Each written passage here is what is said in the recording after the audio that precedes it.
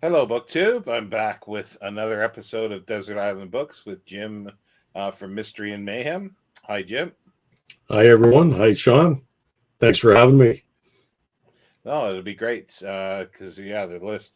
It's always interesting. I always find to see what people choose for their books, and sometimes it's stuff that I've never read, and then other times I've read it all, and then there's times that I've read some, but I don't want to read it again. Yeah. The way things are. It's difficult. I think I was saying this on the live stream we did with Mark, that it's difficult to choose 8 books. And the 8 books that I've chosen now, if I was to choose right now, I'd probably change a few of them out. But, that's the way it is. I mean, most readers, I think, could probably sympathize with that. Yeah, like I think so too. Like I can't remember, to be honest, I can't remember my full 8 that I chose. So chances are I would probably change some of them as well. But there's a few that I wouldn't, I don't think. Yeah. How you doing, Mark? Yeah, Mark's here. And yeah. Oh, this thing is still driving me nuts. It's even worse than it was before. Oh, boy. Andrew's here because now I've got a link here saying share your referral link. It's like, if I click on that, I'll come up and it comes up and says, subscribe to StreamYard and you get this and I get something. And it's like, boy, about that. Hi, Andrew. But yeah, so let's crossing my fingers. It works well for you. Yeah. Next couple hours anyway. So tell us something about yourself, Jim, and then something about your channel.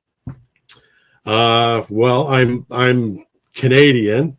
I work at a great metropolitan newspaper as a lowly copy editor.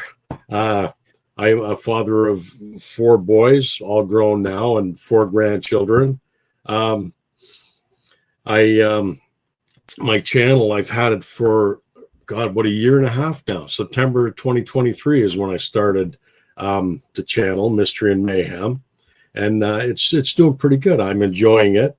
It's I started it out like I read all kinds of things, but at the time I didn't see a lot of vintage mystery. I didn't see people talking about vintage mystery like Raymond Chandler and Dashiell Hammett, Ross McDonald, Mickey Spillane. I didn't see a lot of that out there. So I said, okay, that's going to be my niche. That's what I'm going to talk about. So that's why I named my channel Mystery and Mayhem.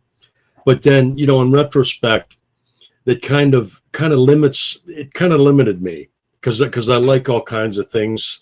And I like to talk about other things, and I still do. It's not like I limit it to mystery. I'll talk about Robert E. Howard and Edgar Rice Burroughs and fantasy books and all kinds of other stuff. So I'm having a lot of fun with it, and I'm enjoying it. And I hope people like it. I don't really have a specific routine or schedule that I stick to, which I guess kind of frees me up a little bit. But I should probably have a little bit more discipline with how I post my videos. But we'll see how that goes. Yeah, I know what that's like. It's hard to do that actually.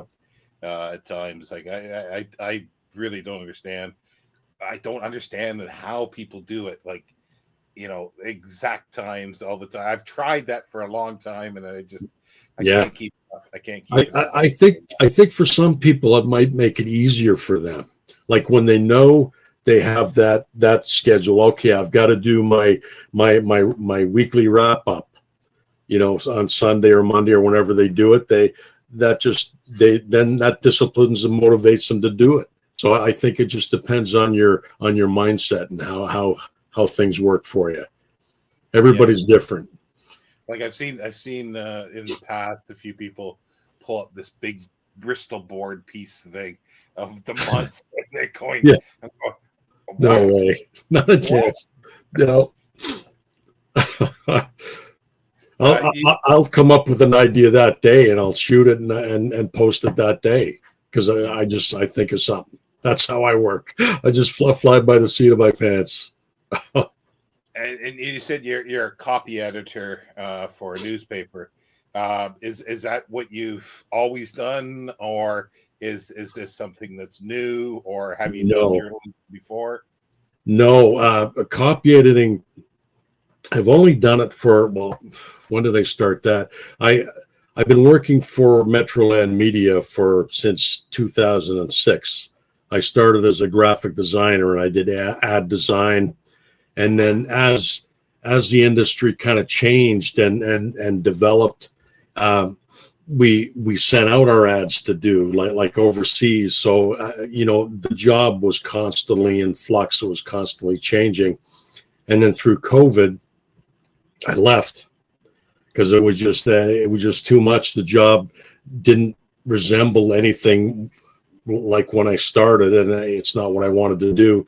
So I took about a year off, and then I started seeing that they were looking for a copy editor again for Metroland Media, and I had done some of that, in my prior job with the newspaper, because that's just part of the job. When you're doing ad design and stuff, you still got to do copy editing.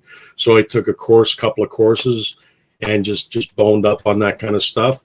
And I applied a couple of times, and I got the job working for Metroland Media doing copy editing, which I enjoy. I mean, it would be nice to have more hours, but it'll come in time. I hope. It just, the industry is something that's not really.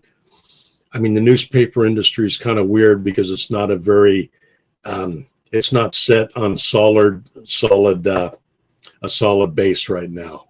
But hopefully things have kind of panned out, evened out now, balanced out, and things will go forward in a better way now. I hope, now that they've found their legs, like it's less print, more digital now, and.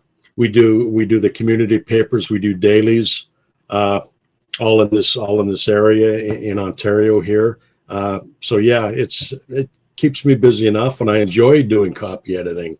I enjoy it now better than when I was doing graphic design, to be honest. Yeah. Well, that's kind of cool because that's I kind of was wondering how. That kind of stuff, like for editors, copy editors, if that would continue much anymore with the way they were doing things, because like you say, they're jobbing stuff out to other places in the world, Yeah. almost everywhere, because somebody in Africa or somebody in Asia, will sit there and just get it up on their screen, and they do the payrolls, they do, like you say, graphic design. Yeah. When I was doing the ad design, the graphic design, and we had to send it out overseas, there was a language problem. They'd send the ad back, and there'd be things that just didn't make any sense because they didn't understand it. So I think with copy editing, I think it's something that's going to have to stay here and not sent elsewhere. But that being said, I mean, AI is always a threat. Like there is a system that will look over the article and fix certain things up, but you always have to have those human eyes on it. Yeah. To make sure that nothing gets past AI, and still there's sentence structure and all kinds of other things you have to look at that AI isn't necessarily going to look at.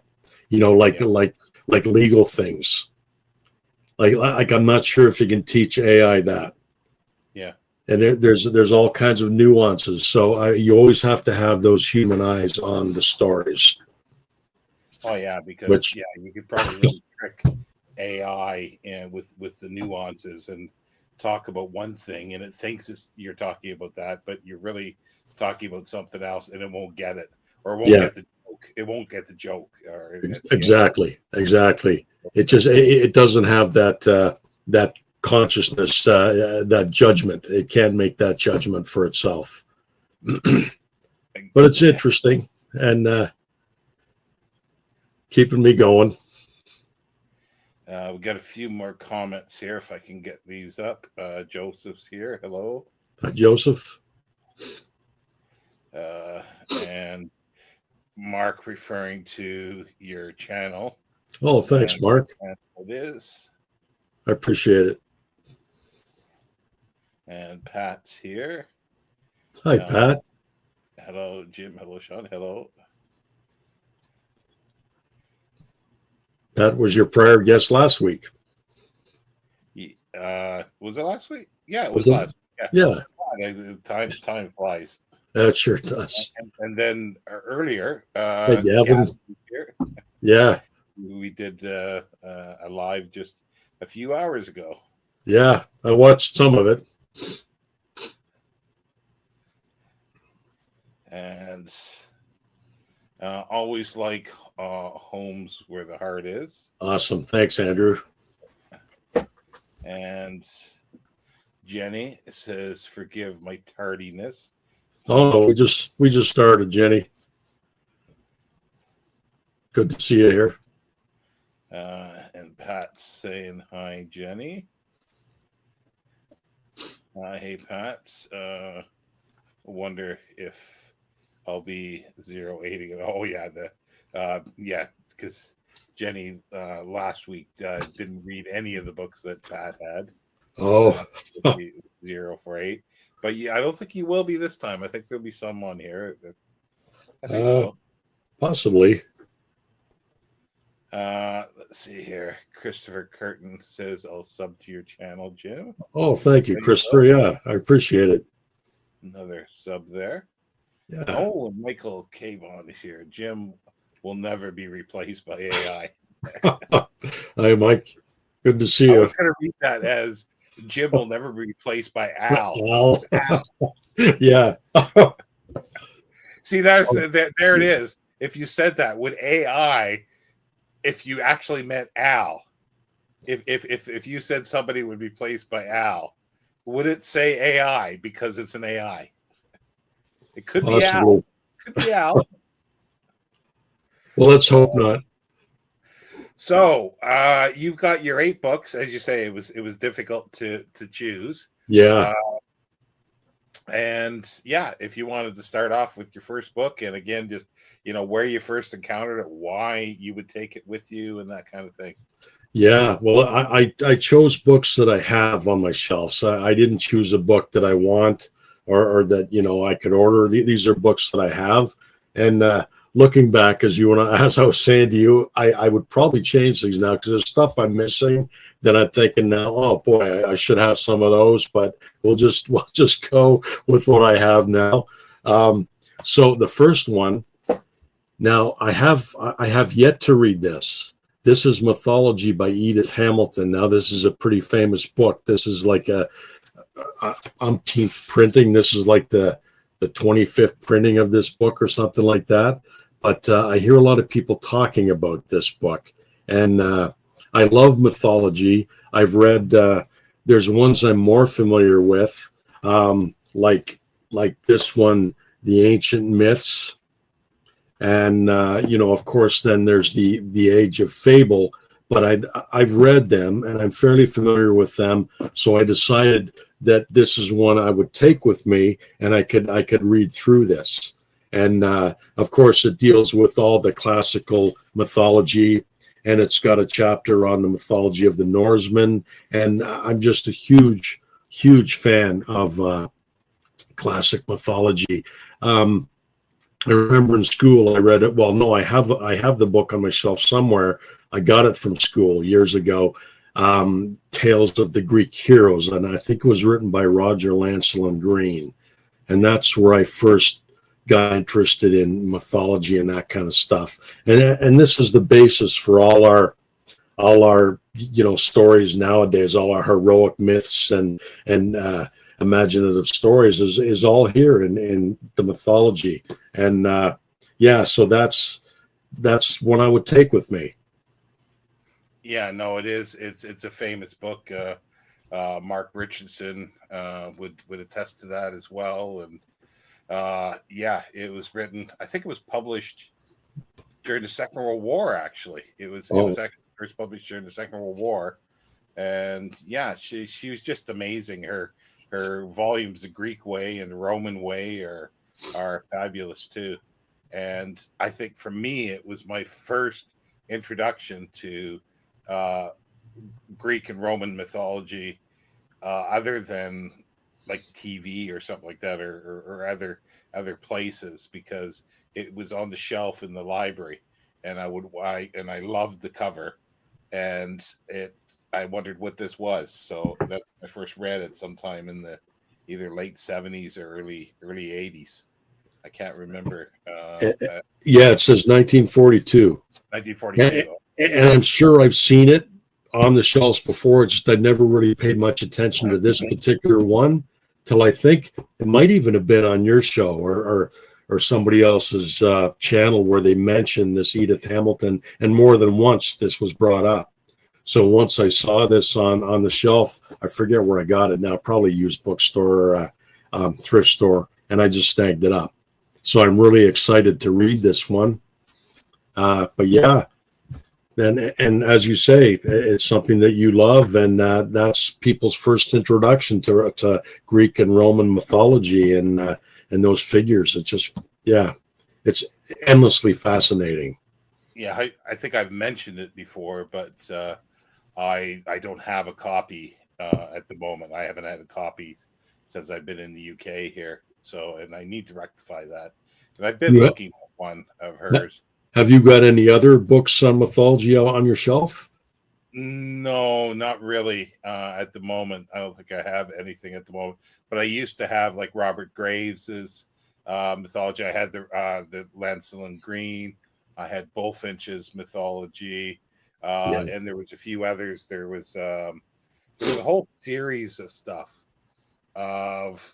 that there were Greek mythology, Roman mythology, Norse mythology, Chinese mythology. It was a whole series of stuff from the late 1800s, I think, like a whole set.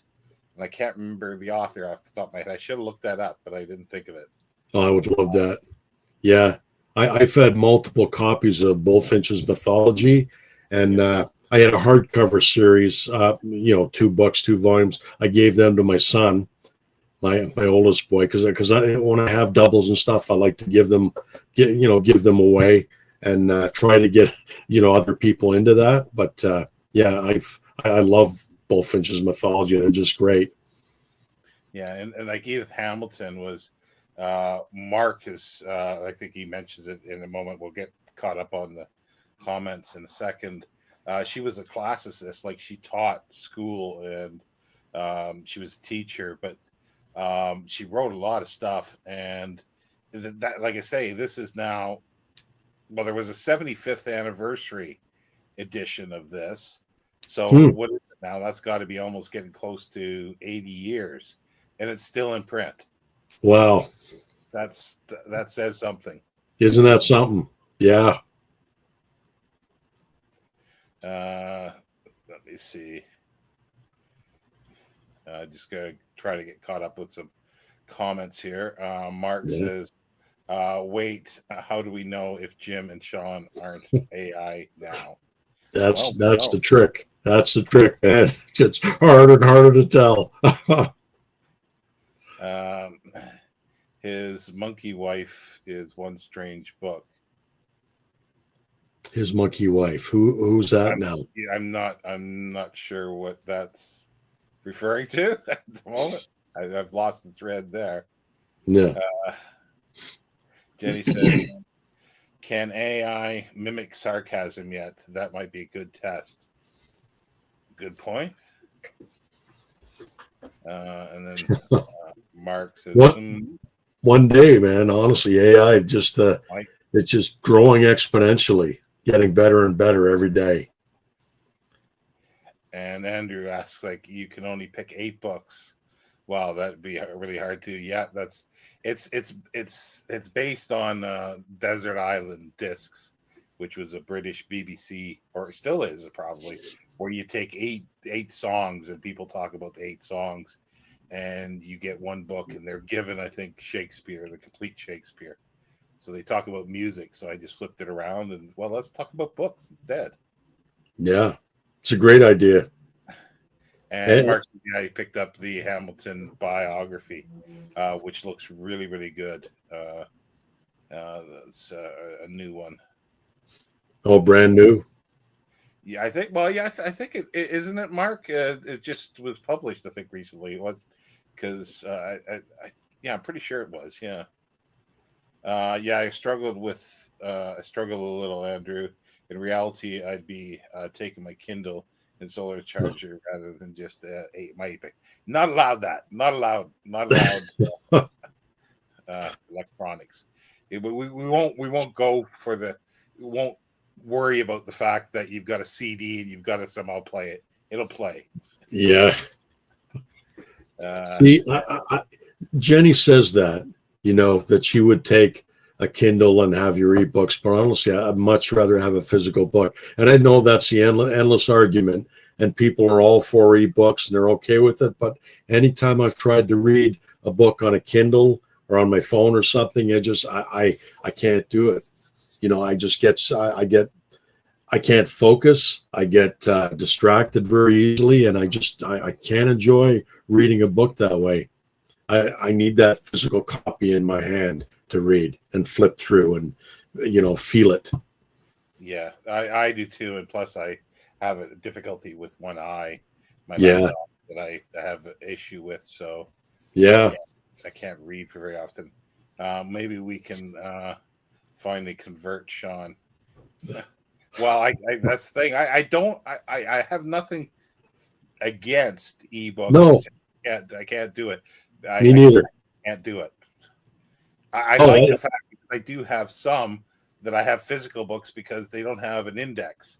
So it's great to have it there that you could search for terms. Without You think about the convenience of it. It's so convenient. Like you can have my whole library here that I could have on a Kindle, as ebooks, and just that you hold in your hand. I mean, the thought of that's amazing. But I think, with the reader mentality, I also have the collector mentality. Like I like the collecting. I like to have the books. So I'm always at odds. So.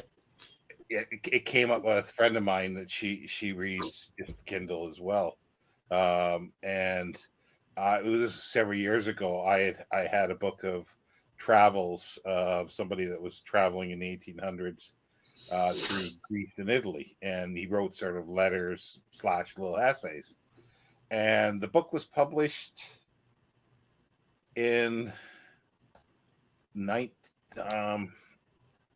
early 20th century, I think, but nobody had read the book, so I'm still cutting open the pages. So you can't get that, by a Kindle. Yeah, wow, that's cool. I've had books like that too, which is just amazing. And Christopher is saying here that it's a 1930s book by John Collier, that Monkey's wife, but I'm not sure where that came up, but okay, that explains that. And Mark says, yep, new. The biography is new. Nice. And I still want to get Fleming's biography, which I haven't got around to. Yeah, that looks actually good. Yeah. Yeah. Joseph says, I purchased Edith Hamilton's Mythologies years ago in a used bookstore, knowing little on the subject. Now I would definitely read it. Yeah, it is. It's very, very good. Yeah. Well, from what I hear, yeah. To be honest, I do prefer physical copy to ebooks, Andrew says. And Dave is here. Hello, Dave. Hi, Dave. My introduction to the Greek myths was in 1960s edition of the Pears Encyclopedia. I have no clue why they called it a cyclopedia rather than an encyclopedia. I think that doesn't have something to do with the French. What is it? So-and-so's cyclopedia. Oh, I think I'm not sure if it does or not. I'm not sure. I have no idea. There's a lot of comments here. Trying to catch up. So you're all just bookish trophy hunters. Pretty much.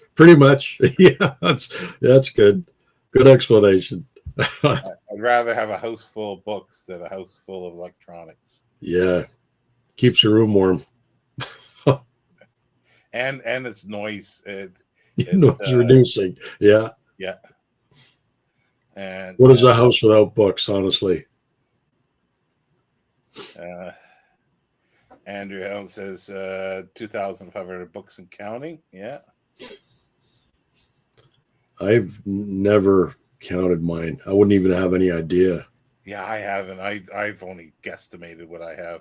I know I have too much for where I am. Well, you showed that one video where you walked through it showed all your books, and just, man, oh man, amazing. I was hugely pro Kindle until I started getting eye strain from too much screen. That's the problem I have, and I get headaches because of I think it's because of my left eye. So I can only do so much, otherwise I'm ruined for the day. Fleming was a great book collector. Yeah. Yes. He started the book collector. He definitely was. Yeah. Yep. At least I would be crushed by my collection. I'm always worried. I've got half bookshelves for my paperbacks, and like I got 4 of them. So I've stacked them one on top of another, and I think about that all the time, Jenny, that these things are going to fall on top of me. Yeah, I've got that. I've got 3 high for my paperbacks. I got 3 high. Oh boy! So in my bedroom, I'm surrounded by these. So it was like 3 sides. So it never goes. Yeah, I should screw them to the wall. I know people do that, but I haven't. I think the weight of the books just keeps it, It does. And I've got wedges under the front, so that's not going to come forward on me. Yeah, right? I do the exact same thing. I forgot when I moved in here that I have carpets, so they actually lean forward a little bit. So I had to retake stuff off and put wedges in my old place. It was just wood floor, so I didn't have to worry about that. Yeah. Here, nice summer. Christopher says, have either of you collected or read any medieval related novels? Yes, but we're not going to get into too much of that at the moment because of the nature of the video here. I was going to choose Lamort to Arthur as one of my books. Yeah. But that would be changed. Mine will go in my mausoleum. Yeah. So you can I think my Robert E. Howard paperbacks are going to go in the grave with me. They're coming with me. I don't know if I'm ever going to get to the end of the comments here. There's a lot of comments. If I had any physical books, they would become my funeral pyre when I die. Yeah, that's cool. Yeah.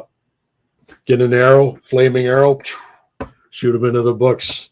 Now there is a fire. Okay, so we got one more here. Aaron's here. On top of that, Jenny, get a big Viking ship, pile all your books in the Viking ship, set it afloat, get the flaming arrow, and just set the boat on fire. What a way to go. Okay, well, let's move on to book 2. And we'll go on. I think I'm getting the hang of the comments. There's just a lot of them. Good. I was going to save this one for last, but we talked about this before we started. The Arabian Nights, the Sir Richard Francis Burton translation. Now, this one is called Volume 1, The Marvels and Wonders of the 1001 Nights. Now, I'm not a real...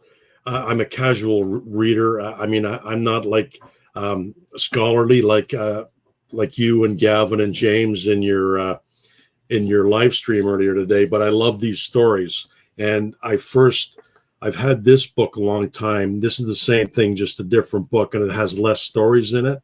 But I delve into this all the time, and I love the stories. But this has more in it. This has the Ali Baba and the 43 Thieves and Aladdin and the Magic Lamp. And it has all the Sinbad stories and all the Hunchback stories, whereas this one doesn't have those. So, yeah, like there was Antoine Galland, the French translator, who added them in the 1800s. So that has those. and this is one I want to read through. And as I said, I've read a lot of them, but I just want to read this one cover to cover. And being on the desert island, that would give me the perfect opportunity to just do a deep dive in this and just immerse myself in these stories. I mean, I love this stuff. It's just great. Yeah, as like I was talking because I'm really wondering if Signet actually put out the complete Burton, because it says volume 1, but Volume 1. I don't know how many that they put out, because it would be about 8 or 10 volumes, I think, if it was complete, if not more. Yeah. But it'd be I do need to look that up to see if they did do it. But yeah, because we were talking about the Burton translation today, and it was, until recently, it was always considered the best one, but and because of his notes and everything like that. But as James says, he's not always politically correct for today's standards. Well, no, but you wouldn't want him to be, though. I heard him say that too in the video today. Yeah, it's more the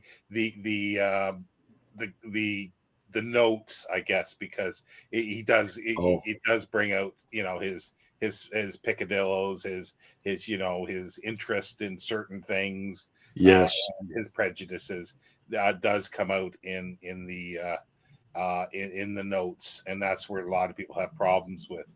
And translation is very different as well, but it was complete. It was more or less complete for the time. And he spoke Arabic like a native too. I mean, he had the test. What's that?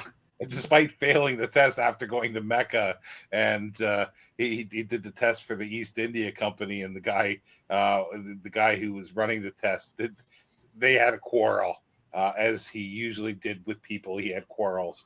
Yes, and they said, he's not very good at it, and he should be failed. And the guy said, well, he went to Mecca, he got in there, and he's writing notes. What the hell of it is, Richard Franz? He was probably right. He was probably correcting the other guy, and he was probably right in his, in whatever the problem was. Yeah. Oh yeah. That's the thing. That's what we're talking about. He had such a big ego, but he was able to back it up. Yeah. Times. Yeah, that's the thing. Oh yeah, he was fascinating. Yeah, and but because I do want to read that, but we're reading, just as an aside, we're reading the Penguin edition, which is in 3 huge 1,000+ page volumes. Oh, and that says volume 1 on that too, eh? Yeah. So it's like over 3,000 pages in the Penguin edition, and that is complete. It's all the stories. I should probably pick that one up. Now that I'm thinking of it. Yeah, because it's and you mentioned the Hunchback ones, and so which ones have you read so far that you've liked? Well, or is it, can you see? I've read this version. This book that I had didn't have. It only had like the Hunchback. It only had 4 of the Hunchback tales. It didn't have the complete Hunchback tales, and even the Sinbad. It only had the 1st, 2nd, 3rd, 4th, and 5th voyage. It didn't have the 6th and the 7th voyage. Yeah. So everything in this book, I've read this book, but this one that I chose has more complete versions of Sinbad and the Hunchback, and added Ali Baba and Aladdin. So, yeah, and then of course there's all the other tangential stories too. Did you say that one that you have in your hands now? Is that the Galahad? Is that Galahad's translation, or no? This is Burton's translation as well. Okay. Yeah. Because there was so many manuscripts of it as well. Like there's different manuscripts all over the place, and it's like it's a piecework. It's just like it just grew and grew and grew. And also too, for people who don't know it, it's somebody telling a story every night so she doesn't get killed. Like basically. And it's stories nestled within stories. It's like a Russian doll, but stories.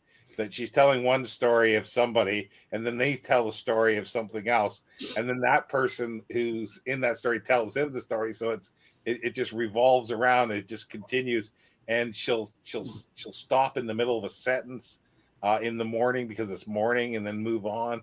She can't conclude it because then she might possibly be killed. So she Yeah, has to end on a cliffhanger yeah, and then continue it on the next night. yeah. Yeah. It's really it's fun. Like they're but and I don't even know if there is 1,001 nights, like 1,001 stories, because it had different names, and then all of a sudden it's like you can see the poor scribe, making the manuscript, going, "Oh, I finally finished it, 1,000 nights," and then somebody, "Oh, we forgot this one, 1,001." Yeah. That's it. It, We're not adding anything else. but you're right. It's a family of works. It's constantly in flux.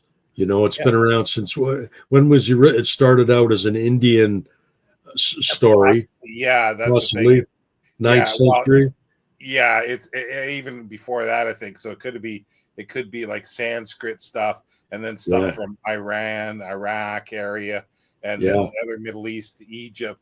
They just it just sucked in everything, I think, as time went on, and it get built and built up, and people were telling these stories, and some of them are short, where there's only a few pages for the night, and others are longer that are 20 pages, and chances are the short ones were ones that then the person who's telling the story would embellish it. They would embellish the story and add a bunch of other stuff, and it would change, so therefore there's different manuscripts. It's a fascinating thing, and there's been people that have been trying to figure out, going right back to the original manuscript, and it's like it's an interesting process of what they've done, but I don't know how you could do that because they don't have And them all. yeah, and then we talked about the Richard Francis Burton translation. It was abridged for children. They did children's versions because the Yeah, Victorian people were hungry for these stories, so they made children's versions. You know, and then the Burton translation, the Arabic country actually took his translations and translated that into Arabic, right? So there's that whole circle going on. yeah. Well, yeah, he translated it sort of unexpurgated, so he left all the naughty bits in, Yeah. and the violence, and others like Lane and Galahad, and those they were a bit offended by that kind of stuff, so that was sort of cut out. And then yeah, somehow we were talking about this on the earlier live today. I can't remember if we did it on the live or after, but talking about like how when you read these stories, especially in the Penguin, how did somebody say, "Oh, I think that would be a great story about castration. I think that would be a great story for children." How do you go from one to the other? It's like that's odd. Yeah. Obviously, they cut out the castration, but it's very strange. They had a different mindset than the Europeans had.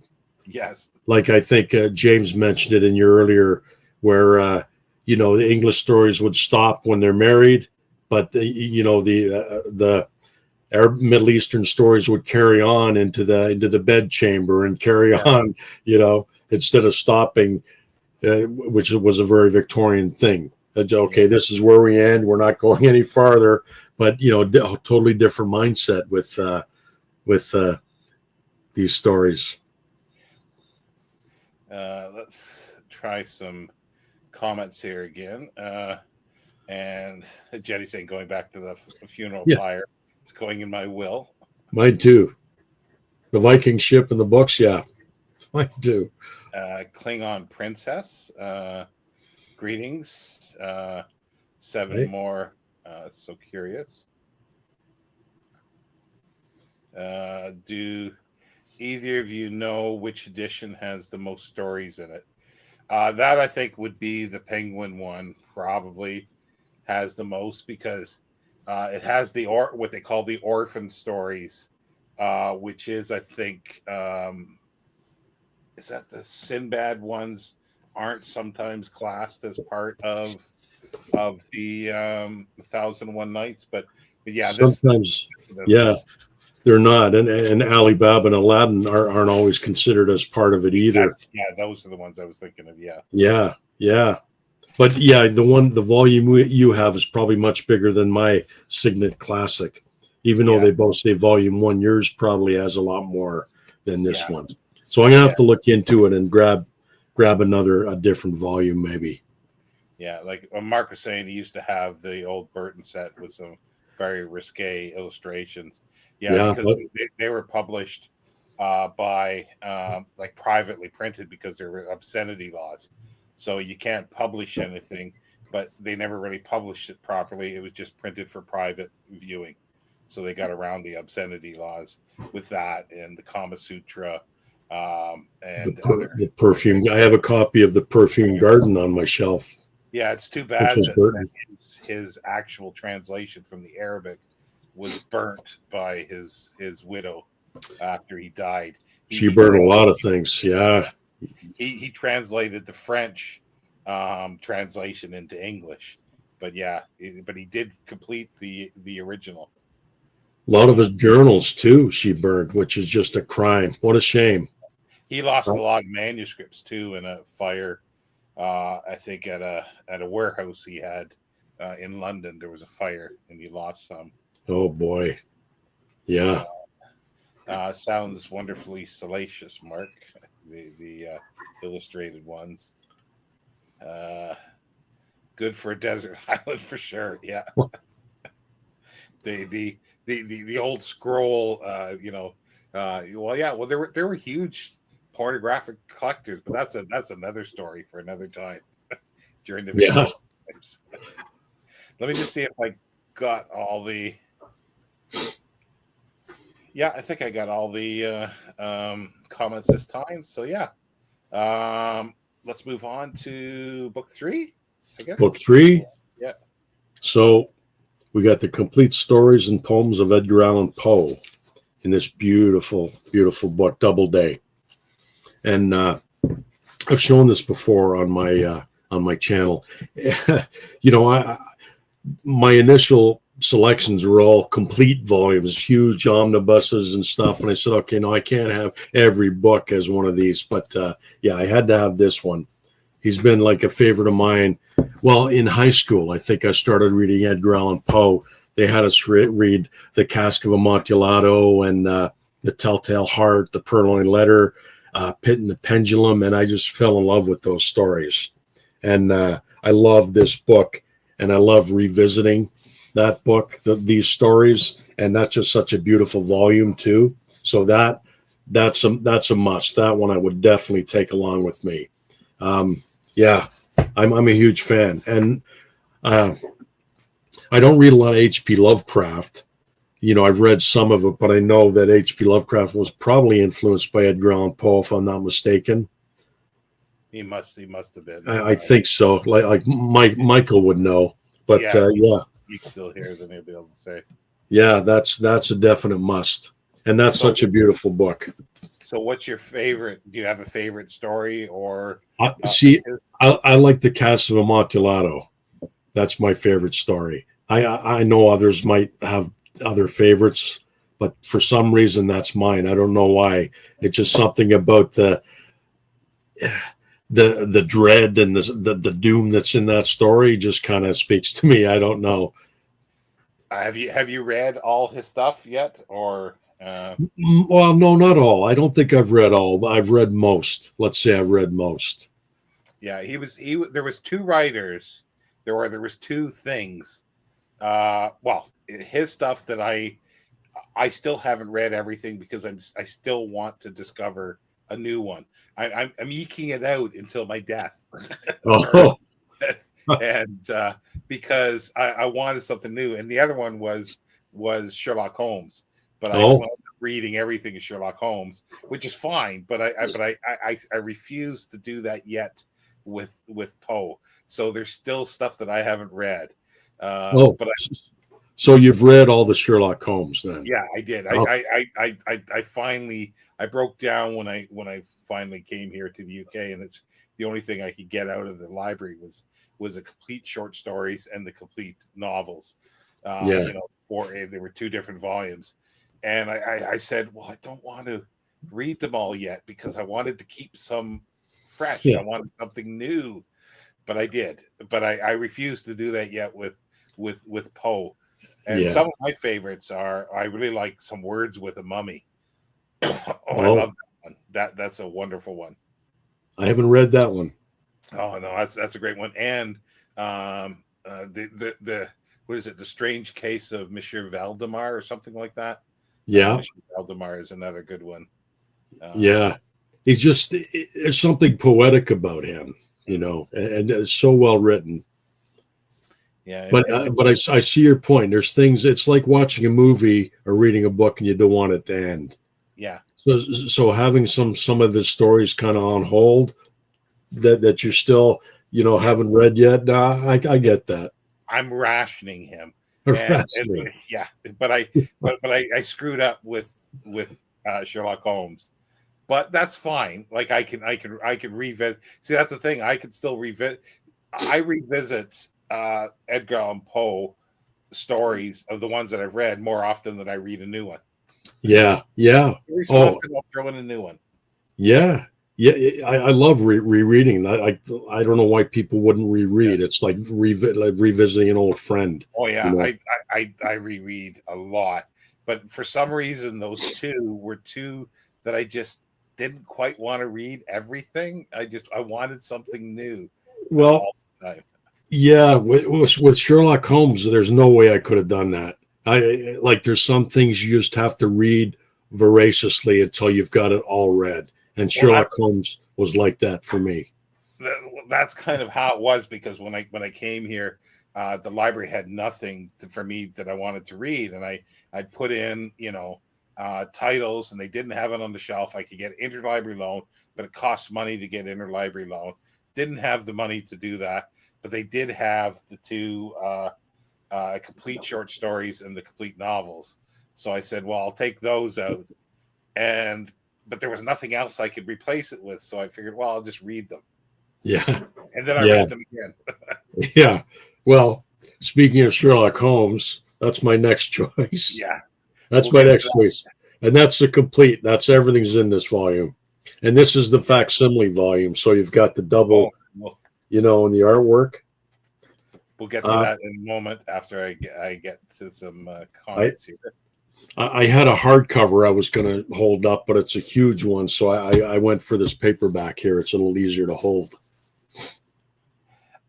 Jenny says she hasn't read all of Poe, but she's read some. Well, there you go. Yeah. So you're not 0 for 8, definitely. Reading with TJ. It looks like I popped up at the right time. Love Poe. And I'm finally getting around to narrative of Arthur Gordon Pym.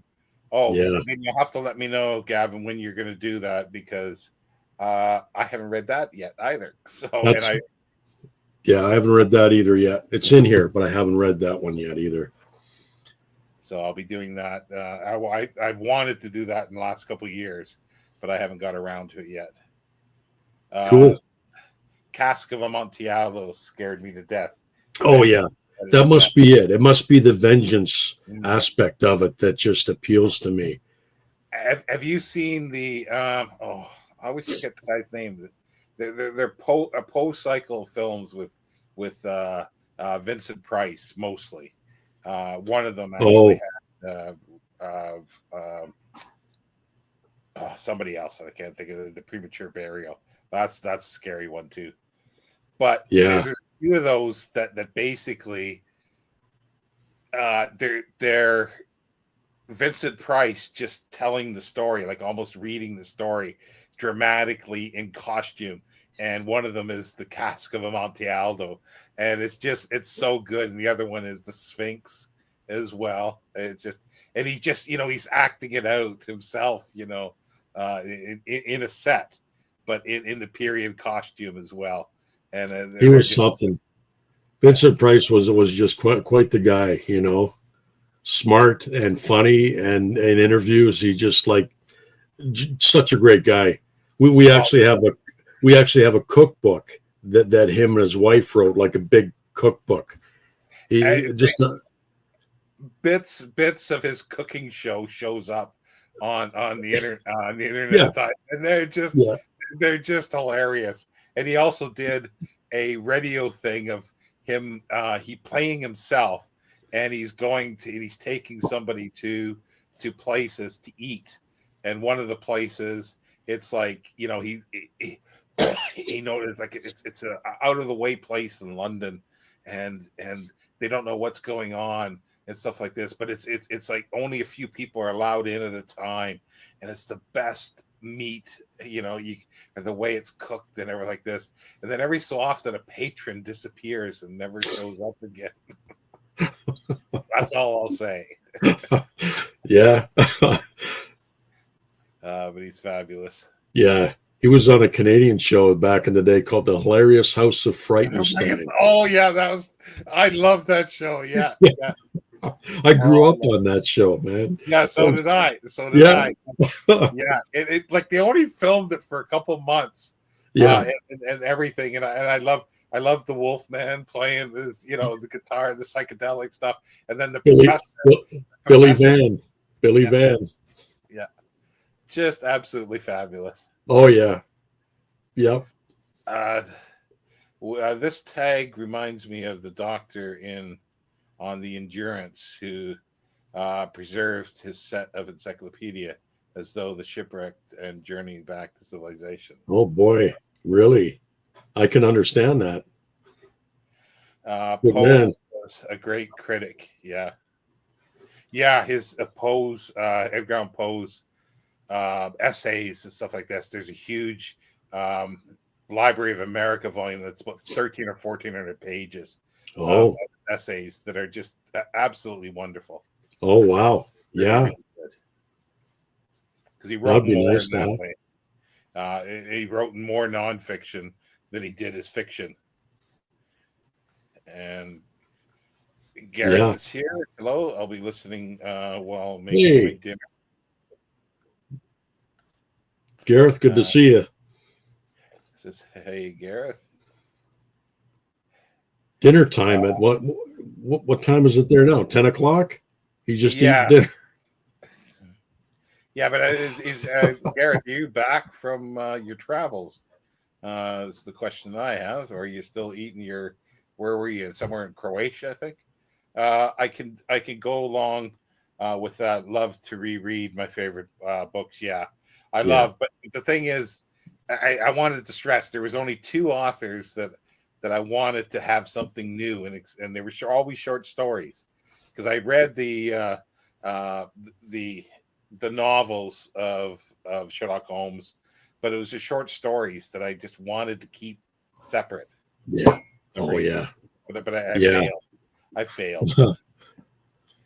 I've actually read all of Sherlock too. Well, we're not there yet. We're getting ahead of ourselves, Jenny. I jumped ahead. No, that's my bad. I've read most of Sherlock Holmes. Reading with TJ, not sure if I would trust Vincent Price. Yeah. I'm back in England, but I have dinner late, especially when I'm off work and it's Easter break. Makes sense. Yeah. Okay. And then an egg sandwich in the middle of the night. Gareth. Well, I guess I wonder what next book's going to be. Wow. So let's show it again. So this is the original illustrated Strand Sherlock Holmes. And this is the facts, like I said, the facsimile. You can see the title page there. Oh, that was awesome. Yeah. That was serendipitous opening that page up. But it's a beautiful book. I love this one. And I have so many copies of Sherlock Holmes on my shelf. like I said, I had a hardcover I was going to show here, but it was just too big and heavy, so I thought I'd show this one here. But yeah, all the stories are in there. And I think I probably started reading Sherlock Holmes as a kid. You know, like I remember reading Treasure Island, and I got into, you know, James Bond and Tarzan and all that. But I think probably Sherlock Holmes, I probably started reading that earlier. But I can't remember for certain. But I mean, the first book I read of Sherlock Holmes was The Adventures of Sherlock Holmes in the Magnum Easy Eye book. I don't have it anymore. And then I think a Signet Hound of the Baskervilles. Those are the first two of the Sherlock Holmes that I remember reading. And of course, after I read them, it was just like, you know, I had to have them all. You know, I just got hooked on these. I mean, he's such a great writer, and these stories still hold up so well today because he wrote in short sentences. He didn't get too elaborate, you know, and it's not dated to me at all, these stories. No, and the other thing I like about it is that it doesn't matter that you know the solution. That's not it's more about the characters. It's the dialogue, it's the interaction, the atmosphere, the gaslit streets and the handsome cabs. And yeah. And that's why I go back to them, and I still go back to them. It's like a comfort read for me. You know, when I need something that just kind of reset, I read a Sherlock Holmes story. And I love going back to them.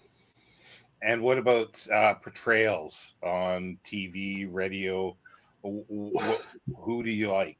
Well, see, I like Jeremy Brett. I like the Granada television series, and Jeremy Brett just does such a great job. And he was so into the character and the stories that he really wanted to portray them, portray Sherlock Holmes properly. I have two posters on my wall here. I don't want to pick this up and show you, but I've got his signature and Edward Hardwicke's signature on, they did a play called The Secret of Sherlock Holmes. And I've got the two posters here that they signed. Yeah. Wow. And it's not that I don't like, I love Basil Rathbone's version, you know, Nigel Bruce, not so much, but for the day, you know, the time they served their purpose. Nigel Bruce was kind of this bumbling kind of Watson, which, you know, we all know that Watson wasn't a bumbler. He was a very intelligent man. But, you know, the movies, that was the appeal. That's what you brought people in. You know, you kind of had, he was the foil, right? You had Sherlock Holmes and he had his, you know, so they were good too in their own way. Who else do I like? I mean, all of them in one way or another portrayed Sherlock Holmes in a great way.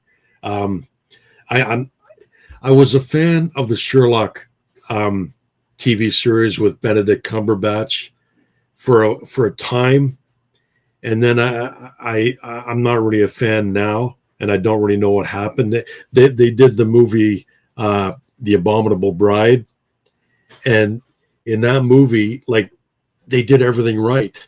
You know, it was like a dream sequence where the current Sherlock is kind of in the past where he should be as Sherlock Holmes with the Deerstalker and Watson, and you can't get any better than that. And I couldn't watch any more of the series after that one because it's not going to get any better than that particular one.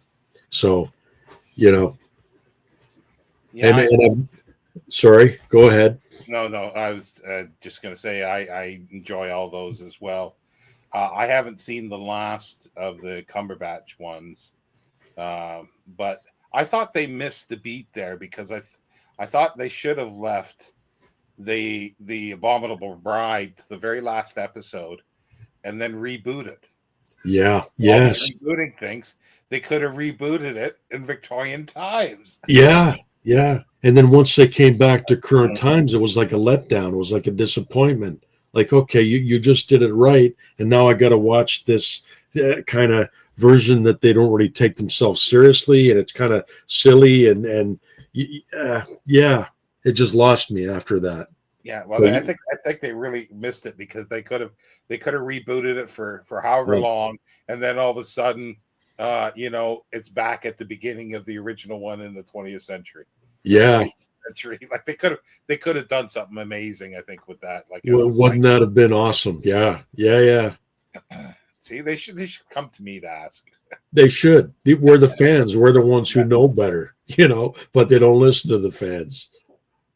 You know, I love um the what's the Nigel Bruce one? The Basil Rathbone. I love the Basil Rathbone because that's who I first saw was Basil Rathbone. Yeah, And I think that's where and then read. I think the first thing I read was The Hound of the Baskervilles, yeah, from seeing the film, and it was they would always show up, and I'd always watch them all the time, and then they would show some other ones from the 30s. And did you know Ian Fleming played Watson during the 30s? yeah. Not the Ian Fleming. Yeah, I know. Yeah, an Australian actor, but Yeah. it's Ian Fleming. To be honest, the Basil Rathbone, the two movies he did, The Hound of the Baskervilles and The Adventures of Sherlock Holmes, they're probably two of the best adaptations ever. And they were set back where they should have been set in the gaslit era, and they were done right.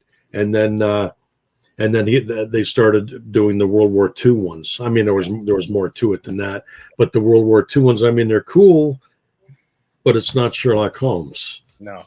Kind of, Yeah, the Hound of the Baskervilles is really cool because it's kind of interesting because they were on a small when they were on the moors. It's a small soundstage, like they're in a warehouse.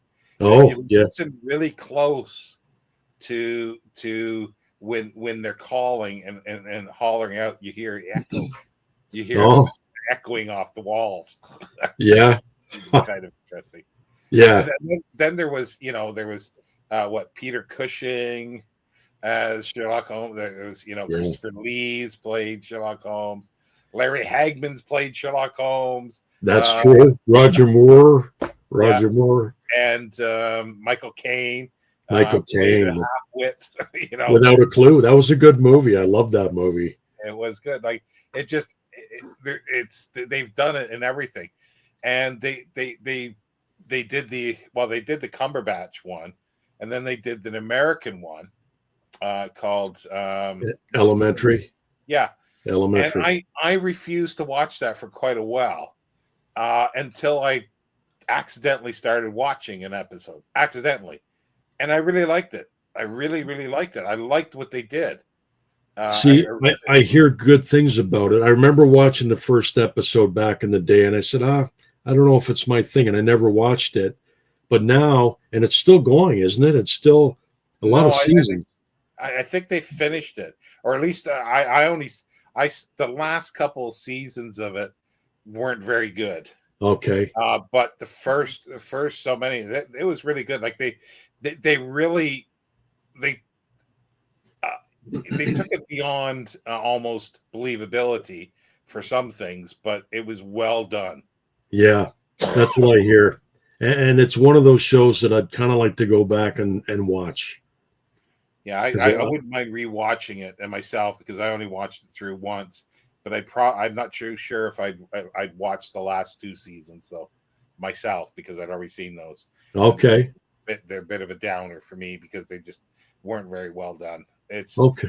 American shows seem to do that a lot. They just bleed stuff to the end, and a lot of time British shows sometimes they cut it off when you don't want them to, but at least you've got a really a lot of times it's quality when they cut it off. Yeah. How many seasons was there of that show? Can you recall? There was a lot. They went on for a few years. 10 maybe 10 years. There might have been 10 seasons, I think. Yeah, wow. Or something close to that. Yeah. Have you listened to any of the radio productions of Sherlock Holmes? The Basil Rathbone ones? There's those, but there was lots even at that time as well. And then the more recent ones, the most recent BBC ones, Ben Cools produced it and wrote a lot of the scripts with Clive Marison. and Oh, they actually did all the stories. It's the first time all the stories had ever been done. Like even for Jeremy Brett, they didn't quite do every one. yeah. Like they did bits and pieces of some. Well, he died before they could finish them all, eh? Yeah, Yeah. yeah, But no, I haven't listened to those ones. I'd like to. yeah. The Clive Merrison ones are really good, and then they did a series or two after that, radio ones where uh, they wrote some new stories, and they're good as well. The Watson changes because the actor who was playing the original Watson, I can't remember his name. Um, he was Judy Dench's husband. He Oh, died, and then they oh, got Andrew Sachs, which is Manuel from Faulty Towers. oh, But huh. there's no Manuel. There's no Manuel. It's just he's really good at what he does. Yeah, yeah. Well, I've got a book on my shelf called I think The Lost Cases of Sherlock Holmes, and they're adaptations of some of those old radio shows. I think the Basil Rathbone ones, and they convert them into short stories, Yeah, which is yeah, kind of cool to have. yeah. I've seen that one, and that's just I've forgotten about that because I've been thinking of something else with regards to either novelizations or from radio plays, and that's definitely works. Yeah. Uh, I missed there, Mark saying he's got to run birthday supper. Oh, happy birthday, Mark, if it's your birthday. I don't think it's his, but it might be. Somebody's. Okay. Take And care, Mark. so that was a while ago, so I missed that. Uh, Andrew Allen says, I was watching Jeremy Brett's Holmes. Yeah. That got me reading the original stories. Yeah. I think they brought a lot of people in, and Yeah. they've tried a few people since then, but like I don't know, they've it's like they do quintessential ones. It's like, can you ever see a Hercule Poirot, like a new Hercule Poirot? I don't think it's gonna work without David Suchet. They've done Mrs. Marple, but nothing like Joan Hickson. Yeah. There's ones that are always going to be remembered. But then again, William Gillette was the one that everybody thought of as Sherlock Holmes until Basil Rathbone came along, and Basil Yeah. Rathbone was the Sherlock Holmes. Yeah. You know? Yeah. Well, there was some like even William Gillette's time, Ellie Norwood. I think there's some actually films of him on YouTube, possibly like he did the plays, and I think he did a couple of early movie versions too. I would have loved to have seen a version of William Gillette as Sherlock Holmes. That would have been amazing. Yeah, I think there's some silence with Gillette. I think there is. And the Norwood ones, I think isn't he the 50s TV? No, that was Ronald Coleman. Ronald Coleman. But there was two, the 50s. There was two in the 50s. I don't think it would have been Norwood. I'm not sure. I can't remember now. But yeah, but the BBC, not the BBC, the BFI have been restoring a lot of silence. Sherlock Holmes, because there were serials that were done at the time, and even what's his name did Sherlock Holmes. It was the whole family of actors. Barrymore. Yeah, Barrymore. Yeah, John Barrymore. He was the butler in Hound of the Baskervilles. Yeah, was it John Barrymore? And the character's name was Barrymore. Yeah.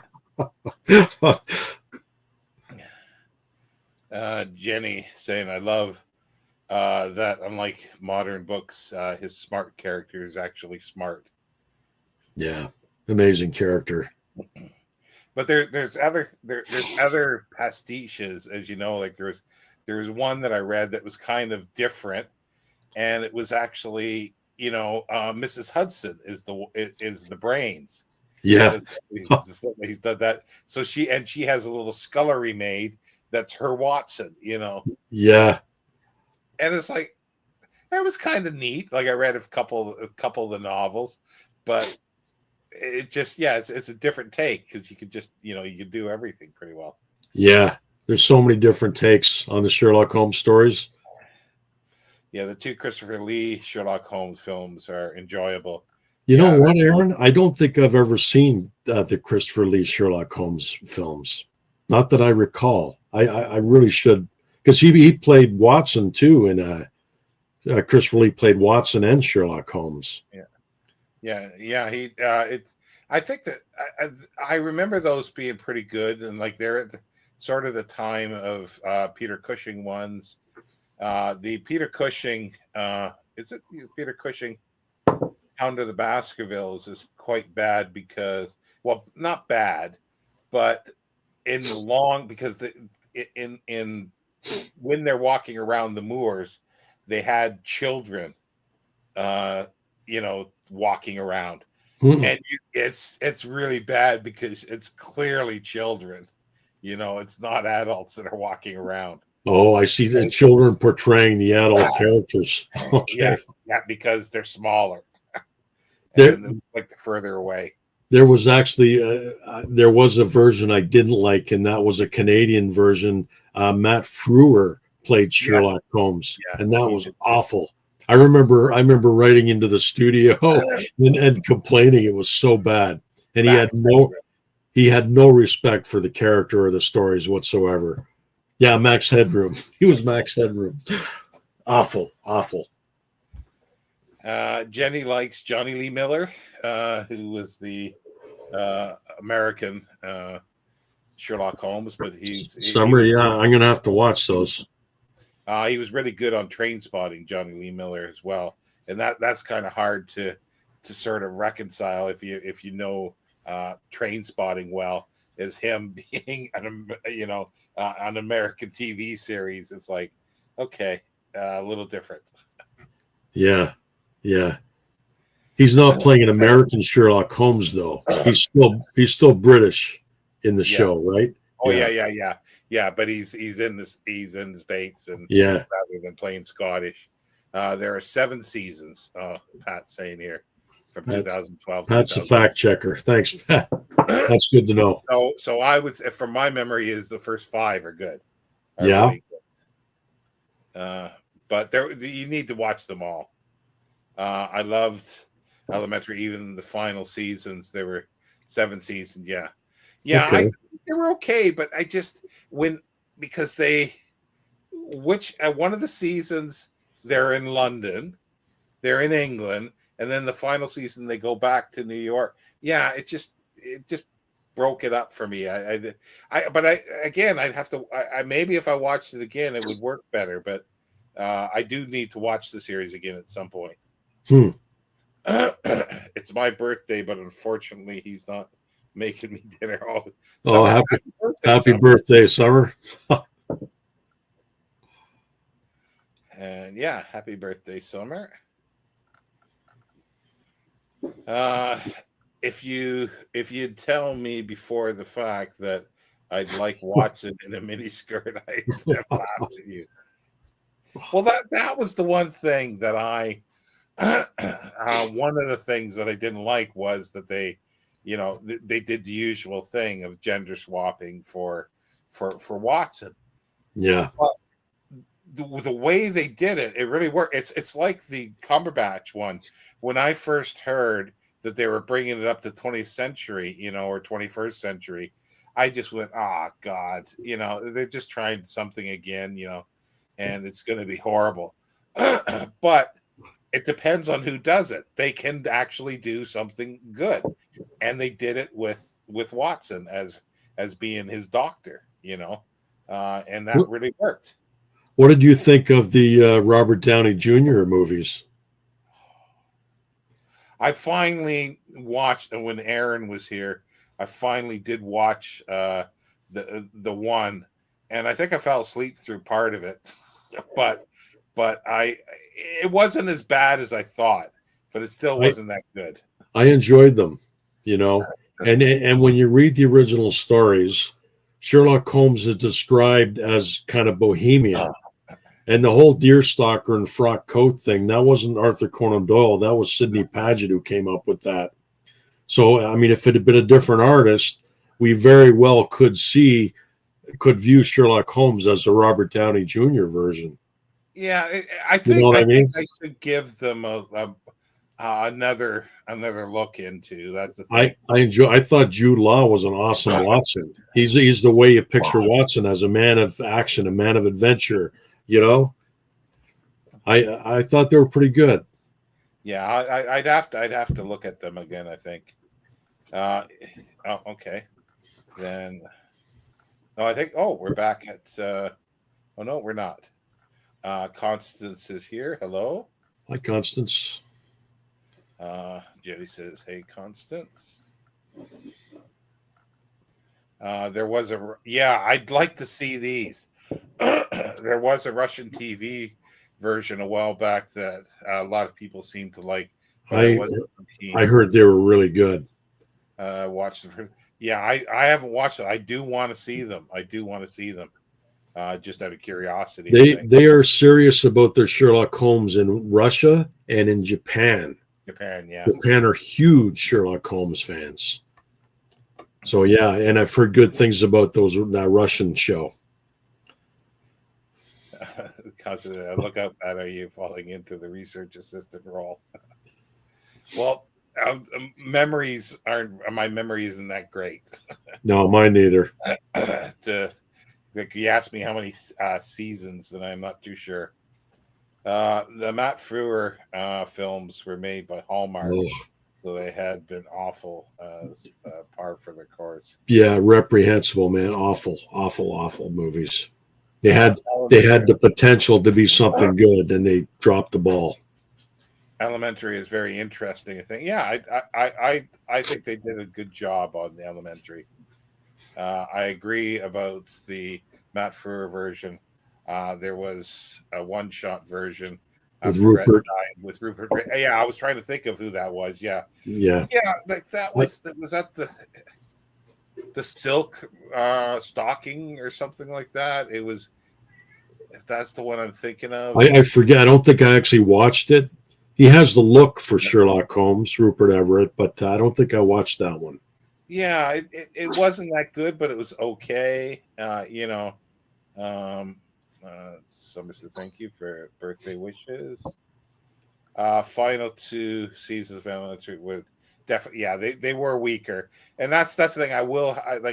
I should give them another chance. Like I'm willing now to give the Downey Jr. ones a second chance, because the only thing I've liked him in so far is Chaplin. So, oh yeah, born for that part. They're pretty good, and they. I like how in the first movie, the books don't deal with it that much, but Sherlock Holmes was a pugilist. He trained as a pugilist. He was a good fighter. He was a single stick fighter. He knew Baritsu. He knew how to box, and that's a lot of the movies don't really deal with that kind of stuff, that aspect of his character. Not a lot. It's more the mental, intelligence and not the physical stuff. But the Robert Downey Jr. one, I think the first time you see him in the movie, if I'm not mistaken, he's in a boxing ring, and he's trying to figure out the angles and stuff, how to bring this guy down with his fists. Like mentally working it out. There's a Jeremy Brett one too. I have a vision of him in a pub. In the bar. Yeah. Klingon Princess. There's a new series called Watson, a medical drama Sherlock offshoot. Oh, I've heard this. Yeah, I heard that. I still haven't watched the Robert Downey Jr. movies. I'd give them a shot, Dave, if I were you. Just Oh, wait a minute. I could confirm. Sean fell asleep. But I saw enough to make me want to actually see it properly, I think. They were made to be blockbusters, so there was lots of action in it, and if you can get past that kind of blockbuster aspect of it, they weren't too bad.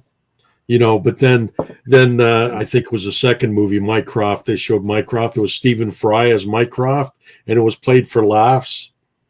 But it was, Yeah, I don't think I saw that one. No. If that was played, then I slept through that one completely. I don't remember that. And from what I understand, they are making a third one. I heard recently that they will be making a third movie. Yeah. Kaza says, I love Lucy Liu's wardrobe. She agrees with, Dave would agree with you, I think.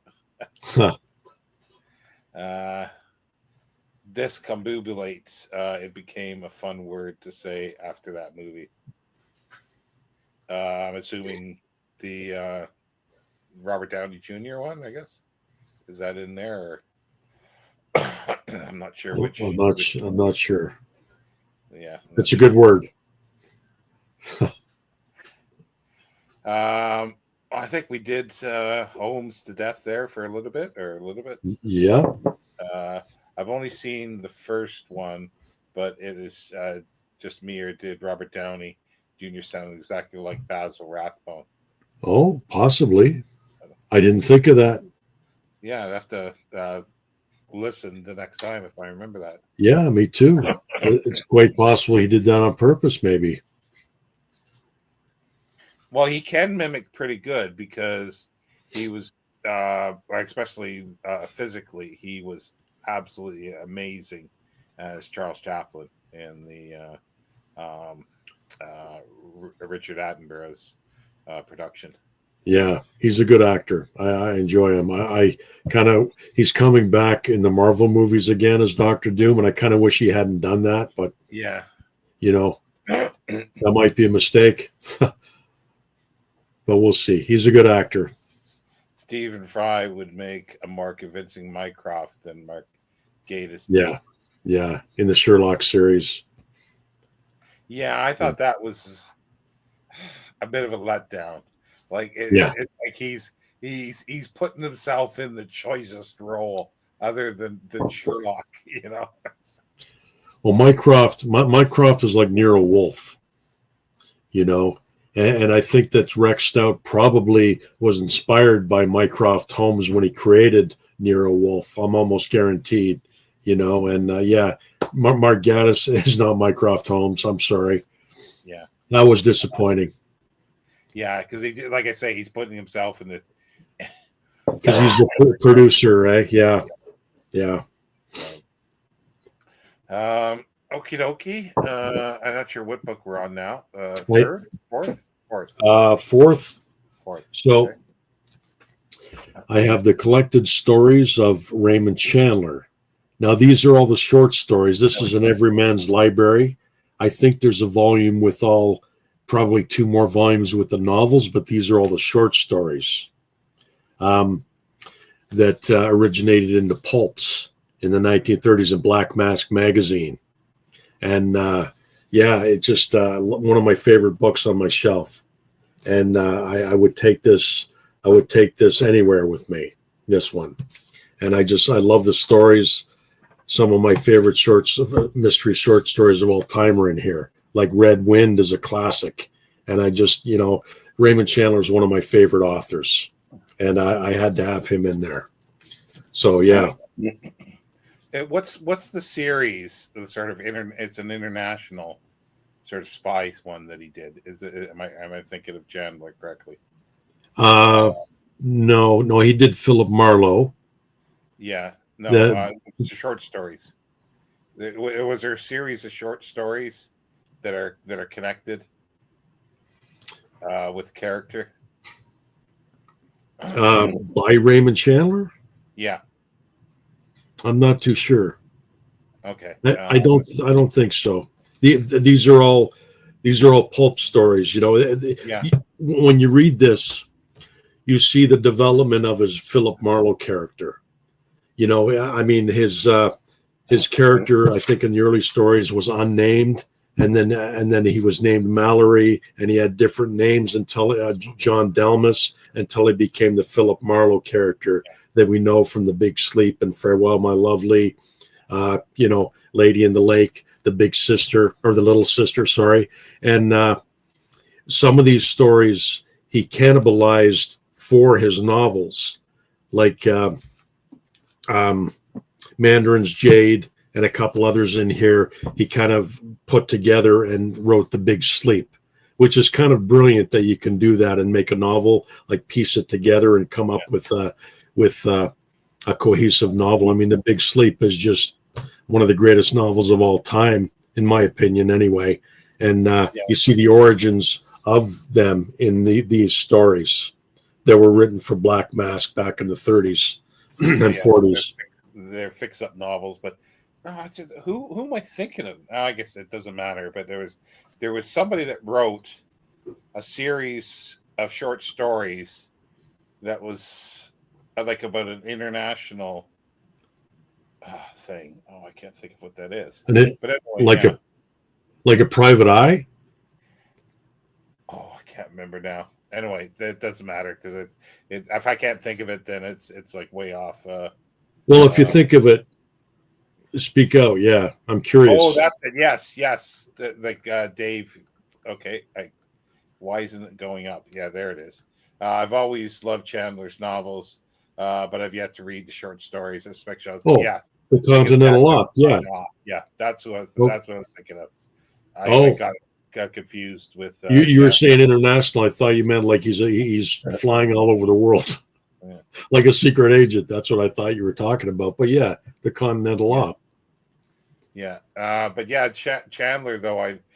Sticking to Chandler, I really love because it is very pulpy. It's it's what I think of hard boiled stuff, and it's like even though I haven't read that much stuff, it's always in my mind like the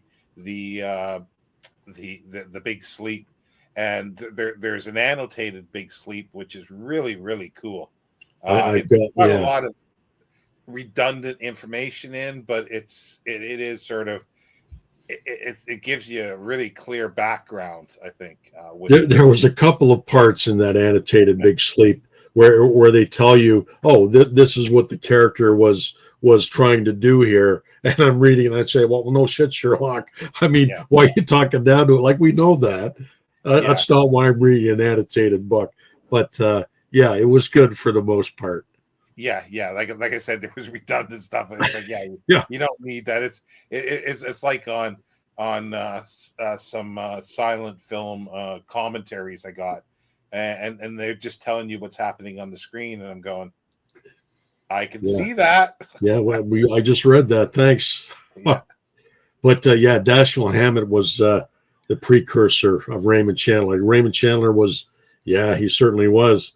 Raymond Chandler was influenced. He perfected the hard-boiled PI mystery that Carol John Daly created with his Race Williams character.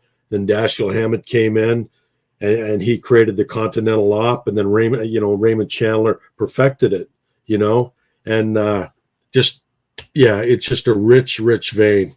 It really is. And Raymond Chandler's the best. One of my favorites. And I love Dashiell Hammett too. I mean, I can't. Yeah. Yeah. Well, I love the Maltese Falcon. The Maltese Falcon is great, but that I would say perfected it, because when you read Maltese Falcon, if he was using, if he wrote it like the Big Sleep, especially like the first opening sentence and stuff like that, that would just ramp it up that much more of a story. I think it would just make it that much better if it was written in that style, in that it's my favorite. It's my favorite kind of writing, like in the first person like that. Like, I know not everybody is a fan of the first person narrative, but that's where I really grew to love that, was in the Raymond Chandler stories. I just, and I go back to them all the time too, especially the Big Sleep. I think that's probably the one book that I've read more than any other book is the Big Sleep, and he wasn't, his plots weren't the greatest, but he wasn't about the plot. He was about the atmosphere and the characters. And he had a way with words, man. Raymond Chandler, he really did.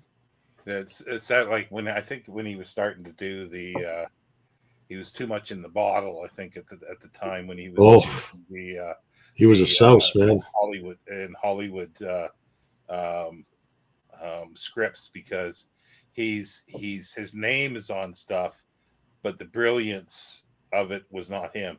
It was other people that actually fixed up his scripts. You're talking about Billy the Billy Wilder movies, but the thing is, he wrote them, like he said, he became sober. Like Billy Wilder made a deal with him. Okay, I want you to write the screenplay, but you got to cut out the booze.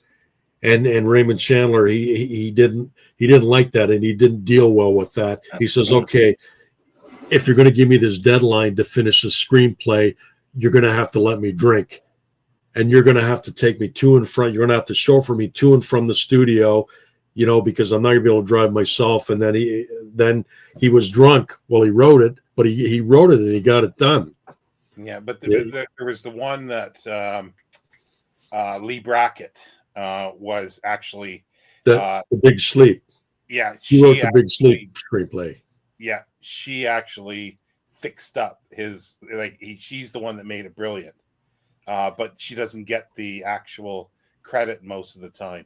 You mean for the Big Sleep? For the screenplay, yeah. Because I don't think Chandler listed as it. Who did the thing?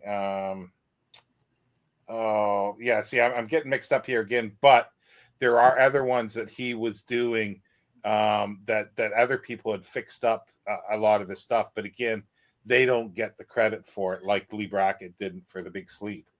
Yeah, he did The Strangers on a Train. Was it The Blue Dahlia? I've got a book here somewhere, Raymond Chandler in Hollywood, where it talks about the screenplays that he worked on. I don't recall all of them. Yeah, offhand.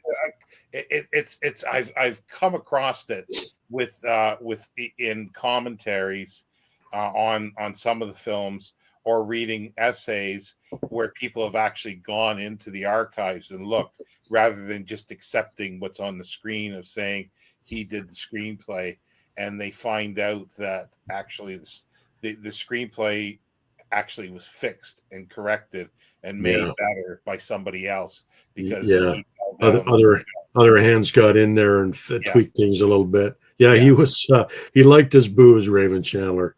He was an oil executive before he even started writing, back in the before the 30s, before the Depression. And he was a pretty high up oil executive, and he'd be chasing the secretaries around his desk. He was an awful drunk. And then what was he, in his late 40s when he started writing? When he finally started writing, which is amazing to me, And he was a perfectionist in his writing.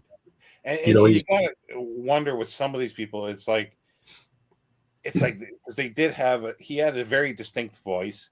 And Dashiell Hammett did too. And I kind of wonder, I've never heard I don't know if there's any recordings of them. I kind of think that they actually speak that way, and that's how they wrote, is how they actually spoke. I kind of wonder because it is, like you say, it's in the first person, and you could just envision somebody speaking that way, or maybe it's because I've read it and then I can envision somebody speaking it. Well, no, when you read Raymond Chandler now, it seems like it kind of cliched kind of talk now, but the thing is, but it wasn't then. Yeah, it wasn't then. I mean, he kind of created this street talk. He studied people, and he kind of came up with this street lingo. How gangsters would talk and stuff like that, and it wasn't a cliche back then. But now it is. If some young person starts reading Raymond Chandler, they're going to think, oh, this is kind of weird. But it's interesting that you say that. But it's like there were other people writing that kind of stuff. You go back to the 1800s to the Mysteries of Paris by Eugene Sue, and the dialogue, if it's been translated correctly, it's got that feel to it. Oh, really? Yeah, oh. It's got that feel to it. And the Mysteries of London that I just read last year, it's got that feel to it. So I don't know if they read any of this stuff, or is it just gangsters and street people naturally? When were these written? When were they written? in the early mid 1840s, I think, for Mysteries of Paris, Wow. Mysteries of London, late 1850s or 1860s, maybe somewhere around then. I imagine that that people on the street, poverty stricken, maybe just have this roughness of speech that a higher upper crust wouldn't have. That just translates well to fiction like that. Yeah, That's interesting. it's not the same, but it's like you. Got I a can toughness to it. Yeah, and there's certain lines as I'm reading these books, and I go, that reminds me of, Raymond Chandler, or especially Humphrey Bogart in Maltese Falcon, like some of his things, or Because I love that talk, man. yeah, I love that tough gangster speech. yeah, and it's there in some of that old stuff, because that was pulps of the time, like the Penny Dreadfuls, Yeah. especially here in England, it were pulps of the time. Well, Nick Carter started out in the early Penny Dreadfuls. I Yeah, mean, long yeah, before Race Williams and the Continental Op, you had Nick Carter. yeah, And I love those. I've read, like, I think for 1 year or something, or I forget which reading event I read the first like 4 or 5 Nick Carter ones, and I really liked those. I yeah, really liked those.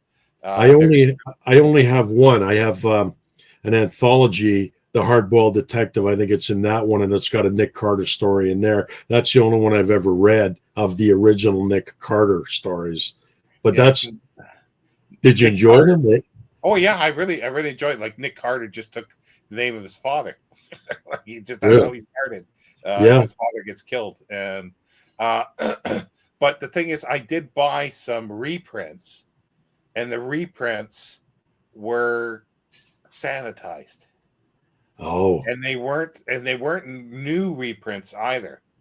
So what I wound up doing was I was able to find some scans of the original magazines. Nice. I read. It took me a long time, but I did read them electronically. So I'd read a Oh, little bit at a time. I hate when they do that. Yeah. Yeah. Well, that's And good. I'm glad you found them like that. they're cool, and I also like.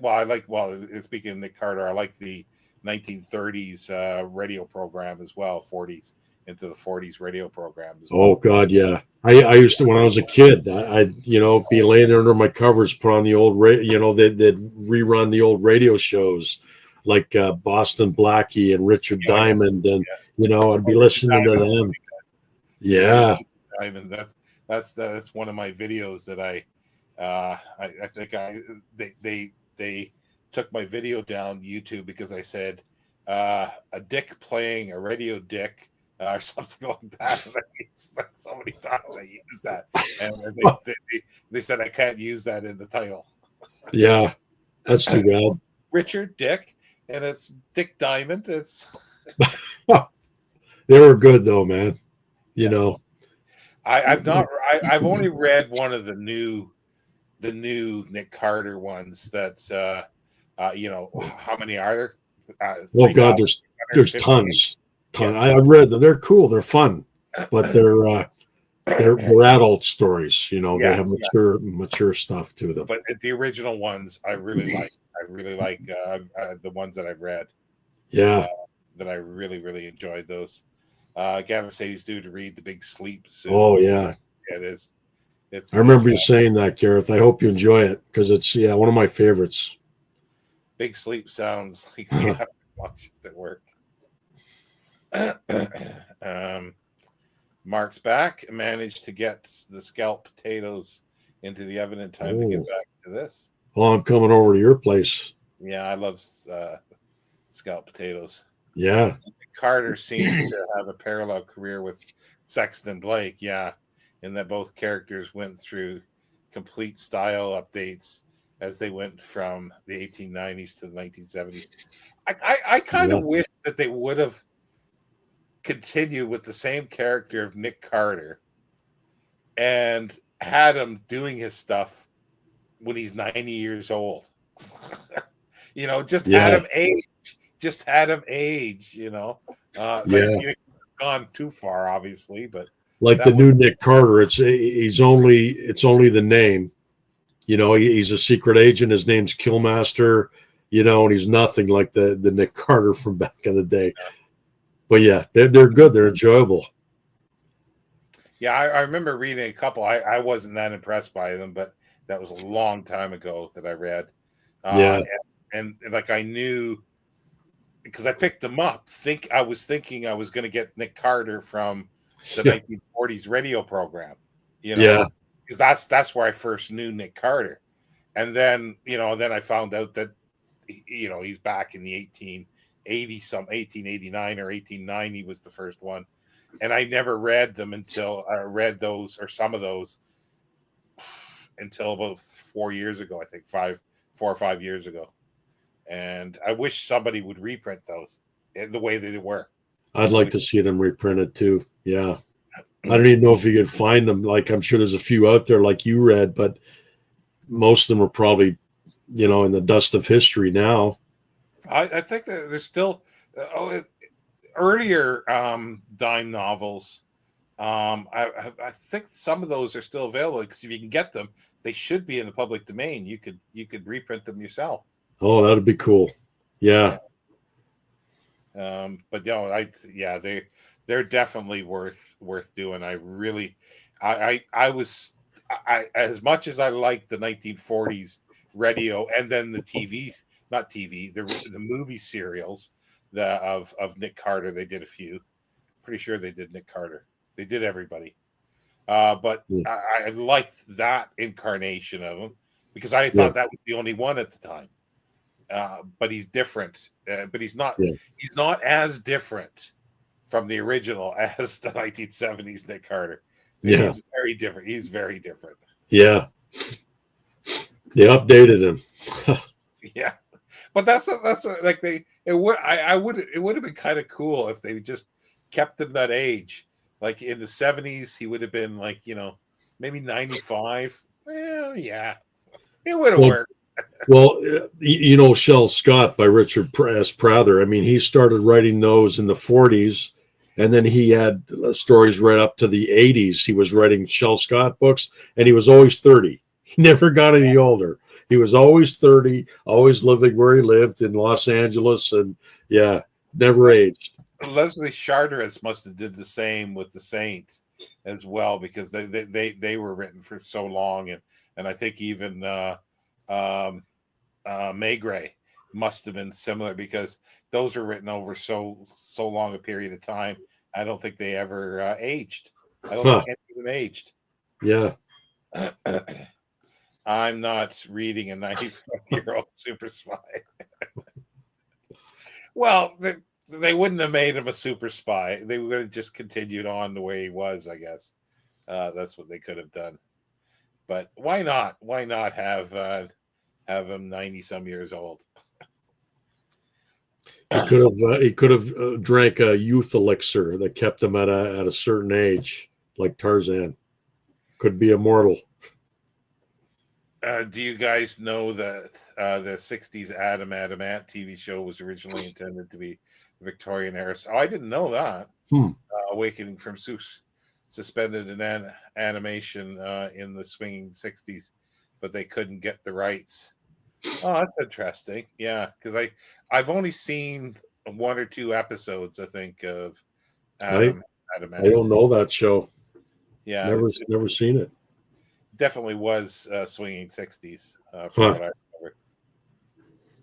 remember. I'm still looking for that elixir. Yeah, me too. So where are we now? 5? 6, 7, 8. We're at 6. I do believe. Yeah. So we have the best American mystery stories of the century, edited by Tony Hillerman and Otto Penzler. In Otto we trust. And it's a big volume.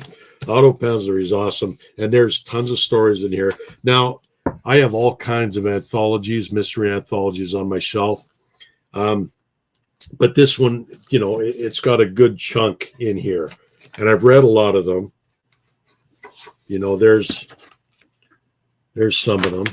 It's got Dashiell Hammett, Raymond Chandler, Ellery Queen, Earl Stanley Gardner, Lawrence Block, Donald E. Westlake, Evan Hunter, better known as Ed McBain. It's just a really good book, just full of the best mystery short stories. As I said, in Otto Penzler we trust because he knows his stuff. Now, before him, Frederick Dene, who is better known as the half of the Ellery Queen team, was an anthologist, and he knew his stuff. He edited 200 anthologies, but now Otto Penzler's kind of the guy, he knows his stuff. And so that's just a great book to have. And I want to read through that. Like I said, I've never seen that one before because I thought I seen or knew all of Otto Penzler's anthologies, but that one I didn't know anything about. Yeah, this was published in I'm assuming just, let's see. 2000. So yeah, of the century. So how well, I guess it comes right up to like 2000, I guess. Yeah. The last story in it is by Dennis Lehane, who writes the Kinsey and Gennaro PI series, but this one's called Running Out of Dog, and he's a great writer, Dennis Lehane. I really like him. I've read all his PI series, Kinsey and Gennaro, and he actually ended that series instead of going on with it forever and ever and ever. He wrapped it up. I think there was like seven books in the series, if I'm not mistaken, and really good. If you guys are into mystery and PI, he wrote Gone Baby Gone. There was a movie adaptation based on the book with Casey Affleck, and it was a good movie, but it's harsh, man. It's brutal. Like the subject matter is pretty tough, but really, really good books. But yeah, I love short stories. I've got dozens of mystery anthologies on my shelf, and that's just a good compendium of a good overview of mystery short stories and authors. Well, some of the best. There too. So I've read one or two of his. What's the? You're saying Tony Hillerman? Yeah. Isn't that the Lee Porn and Jim Chee series? Jim Chee, yeah. They're pretty good. Yeah, I like I say, I didn't know that one, so that's interesting for that because he's done one. What is it called? Is it just called The Pulps? The Big Book of Pulps. Yeah, that's got a lot of stuff in. I've got a copy of that, and I've been reading that for years because I just pick it up often to read short stories. You don't make much headway in it. Well, that was one I was going to choose too. Like I told you, I waffled on a lot of these, and I finally just decided on these. But that was going to be one that I chose instead of this. But but that's an awesome book. And you'll see other ones like the best mystery stories of 2023 or 2024. Like they're still going on in smaller editions, but this is just all the best of the last century. Well, yeah. Well, there was that whole series. There were best American short stories of every year that was going on. Then they added I'm not sure if they did mystery, but they did science essays, and there was essay ones, and it was a whole series of different series. But and there were plays ones, the best plays for the year. So I wonder, because that's what it looked like when you held it up. It has that look. It doesn't have a picture on. It's just got the printing on of the best, American, science essays or something like that. So maybe that is part of the series. Maybe that is part of the series. Could be. It has that look.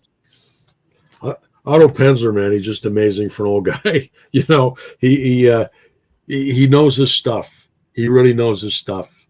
And like we used to follow him on YouTube. The Mysterious Bookshop had a YouTube channel, and he'd come on every week and he'd talk about, a certain author and all the books that author had in the series. But he knew all these authors, and he has stories about each and every one of them. He's just an amazing human being. Very cool. Yeah, because I there's ones I want to get. There's the Sherlock Holmes one that I don't have. Yeah, I have that. I want to get. I've got the Ghost one, which I really like. There's an adventure one I'd like to get. Yeah, I want that too. There's a vampire one I want to get. There's a zombie one. Oh, there is a zombie. Yeah. Yeah. There's one on Jack the Ripper.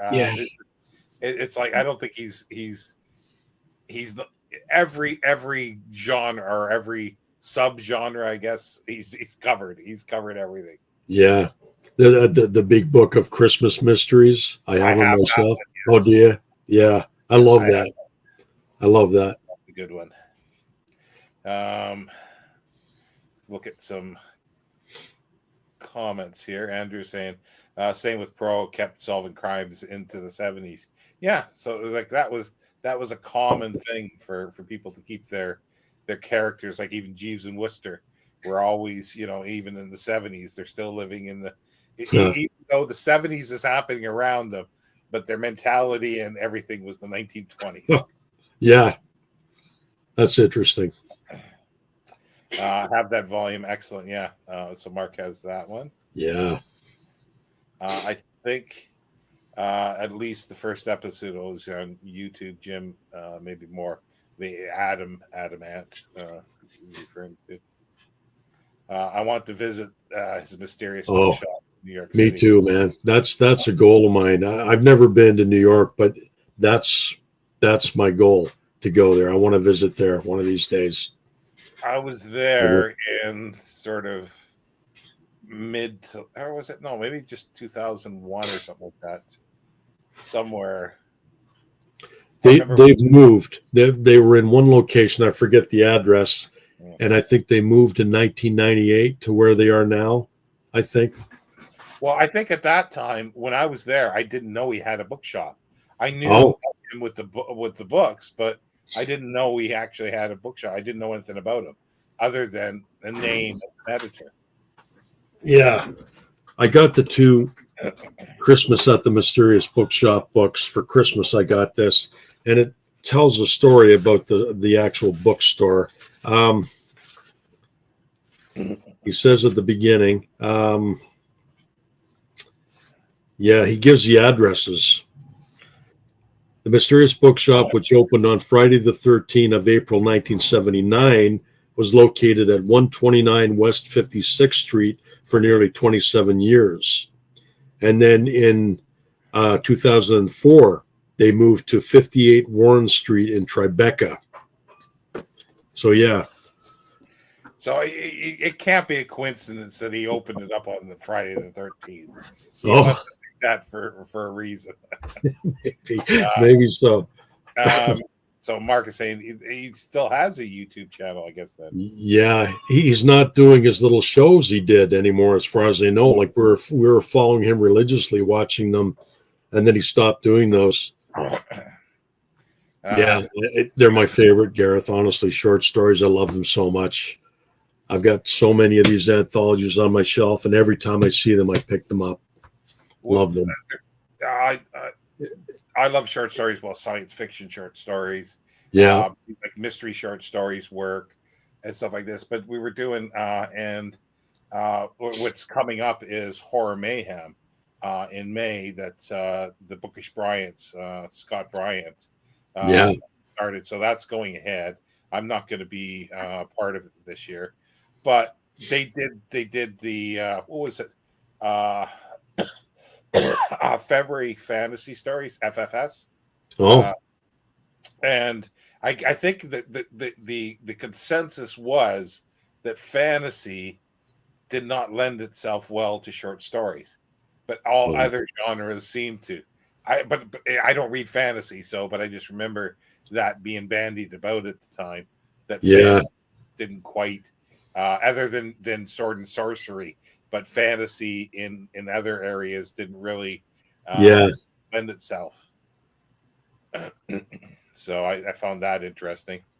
Penzler is the series editor. Yeah. Tony Hillerman, just he's the editor, and Otto Penzler was a series editor. But he chose like a whole bunch of stories, the ones he thought, and then Tony Hillerman came in and he kind of fine-tuned all the choices apparently for this volume. Dave says he's currently working through his complete set of 30 paperbacks of Pan, Book of Horror Stories. I've almost finished book 1. See, I'm not a huge horror fan, like modern horror fan, but the old pulp horror, I love that stuff. Ghost stories and vampire stories, but like I tried to read like a body horror novel when I first started my channel, and I just did not like it. I do like Stephen King though, so it's not my favorite genre, but I do like horror. But the 1930s pulp stuff, I love that kind of stuff.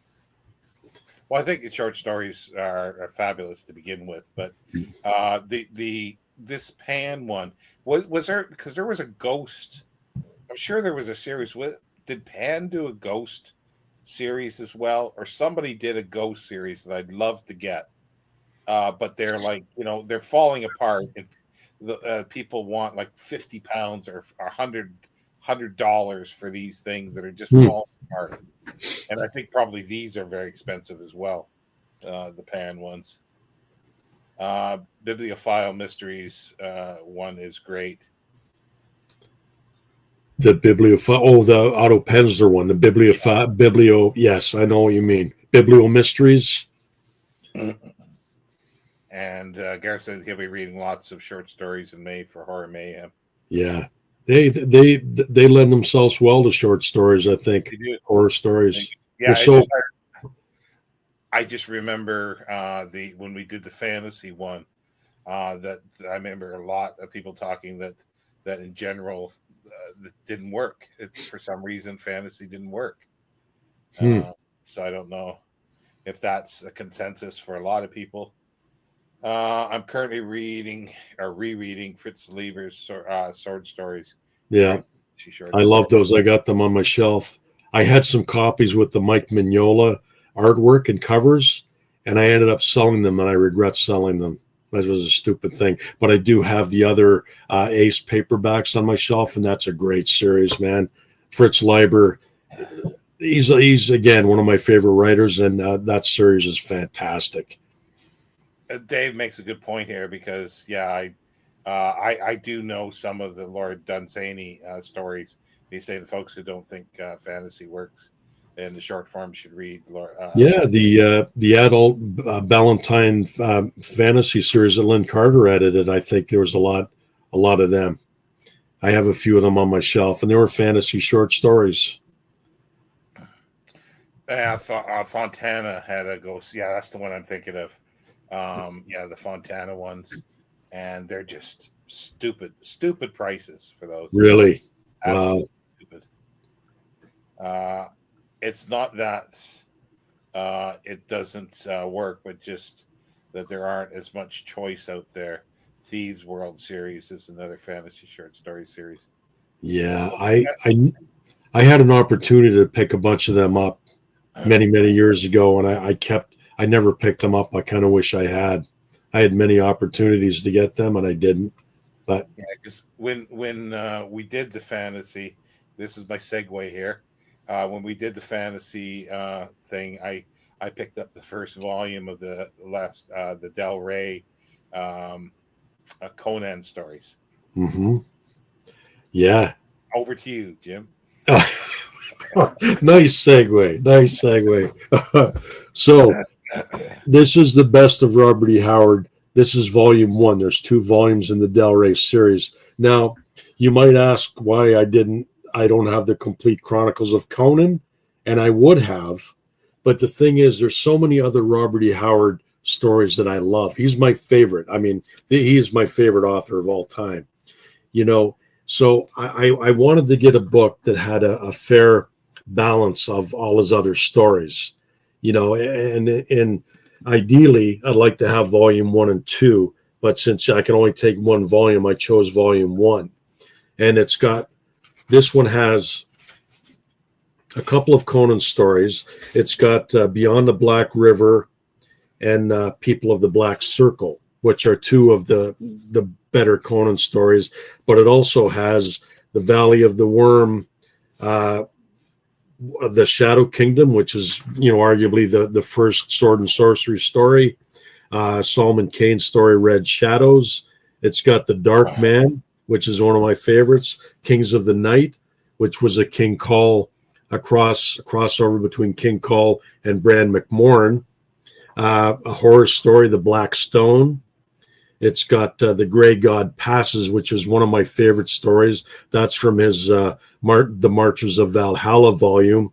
Worms of the Earth. It's just got such a great variety of stories in here. Like I said, ideally, I want more, but just having to pick one volume, that's the volume I would pick. We'll just pretend they were bound together, so you get both volumes. Good. Okay. Thank you. They're bound together. I'll duct tape them together. So yeah, I've got volume 2 up on my shelf there. But such an amazing author, such a great writer, Robert E. Howard. To this day, I mean, I must have been 13 or 14 when I first started. Like, I was aware of Conan. I was reading Conan in the comics, and I think some of the Ace paperbacks. But then I bought The Marches of Valhalla, which is the first pure Robert E. Howard stories that I ever bought. And once I read through that, I was hooked. And I've been collecting Robert E. Howard ever since. So yeah, and these are great volumes. These Del Rey books, they're so good. Yeah, and like go. I don't know if Mike's still on, but I ended up buying one of the Robert E. Howard Foundation books. You'll see behind me here, and I'd like to buy more of them, but it's a lot of money. But eventually I'll get them all. But great books. I had to have some Robert E. Howard on the desert island with me. I was looking for my first volume of the Conan stories because I wanted to look up it, and I thought I was going to be able to say something sort of interesting about this, but I can't find it to verify this because I was curious to see, because you know what they done with the Lovecraft. Joshi went back, and meticulously went through this. For these, did somebody do the exact same thing, or are these just the stories that were published in the pulps, and they pulled them from the pulps? These are they didn't just pull them straight from the pulps. They went to the original manuscripts if they could, and these are scholarly editions, because there's essays in here, and there's fragments, there's alternate text, there's all kinds of stuff in these volumes. There's so much to them, and I'm trying to Rusty. Who are they edited by? There's two guys in particular that are responsible for these. I can't recall their names right now. Rusty Burke, and but yeah, they're well researched, and they're the volumes to get for sure. So basically, they did the same as Joshi did for pretty much, more or less. I think I don't have them, but from what I know of them, I think they're pretty much along the same lines. Yeah. Okay. Because that was the one thing, because I'm sure I read the introduction into that one at the time, but I just don't remember it now. You're talking about the Del Rey one, Sean? Yeah, the Del Rey. Yeah, isn't that the Del Rey? Isn't that? This is Del Rey. Yeah. This is the Del Rey. Yeah. How many? So there's 2 volumes for the best of. Yeah. 1, 2, 3, 4, 5, 6, 7, 8, 9, 10, 11. 11, I think 11 volumes altogether. There's 3 Conan. There's 1 Solomon Kane. There's the horror stories of Robert E. Howard. The Cull, all the Cull stories, all the Bran McMorn stories, all the Alborak stories, which are some of my favorites, like the Desert Adventurer, Francis Xavier Gordon. And then there's Sword Woman, and other historical adventures in the same volume. And then there's volume 2 of this, which is called the Grim Lands, volume 1 and 2 of the best of. But there's a lot of crossover too with these 2 volumes in some of the other books as well. But they're great. I've only read some of the Conan. I've never read any of his other stuff as far as I can remember. But I didn't know there was a horror story one. I should try that one sometime. I should try the horror story one. It's that's my volume. I think there's a different cover in certain other. Solomon. That's Solomon Kane. Yeah. Okay. Yeah. But that's a great book. There's great artwork in here too. They chose some really good artists. But that's all the horror stories. There's tons in there. Okay. Yeah, I should try that because I did like I've said this before. I didn't mesh with the Conan stories myself. Because I remember reading the novels and not knowing at the time until probably within the last 20 years or so that these were changed because I read them sometime in the 80s, and I enjoyed those. I remember enjoying them, and then I thought, well, I do want to read them again, but I'll read the originals, So I bought the first volume and did not like like it at all. Yeah. And then that's like I just never bothered, but I knew he wrote other stuff like he even didn't he write some boxing stories as well, like boxing stories, westerns, everything, detective stories. He wrote everything, man. He was so prolific. Yeah, I think I will have to try. I think the horror story ones because it's just a single volume, so yeah, to do. I don't even know what my favorite volume is actually. Like I chose volume 1 as my Desert Island books, but honestly, I could have chosen any one of them and been perfectly happy with my choice. Yeah, I was thinking what I should do is to be controversial. I should start up a hate Howard Lovecraft video channel, and I'll definitely be known. You would be known. I don't know for how long, but yeah. Hey, there's a lot of people out there who don't like Robert E. Howard. That's for sure. Yeah. Well, it's the thing. Like I've said this before. Like when I reread those stories, I go, "Oh, this is really interesting." Oh, it just drops it.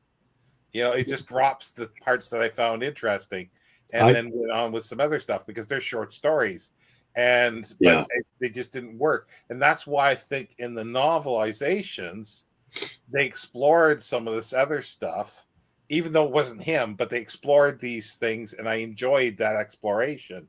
Like you're talking about the books that were written by like Carl Edward Wagner and Paul Anderson, and the full novels. Yeah, it must be, or even the Elsprig, not the Elsprig, the Lynn Carter ones, the Elsprig, the Camp, or whoever. Yeah, Carter that's put these together. Yeah, they collaborated, Elsprig, the Camp, and Lynn Carter. They made some of their own stories, but they also edited a lot of the non-Conan Robert E. Howard stories and turned them into Conan stories and put them in the Ace paperbacks or Lancer paperbacks.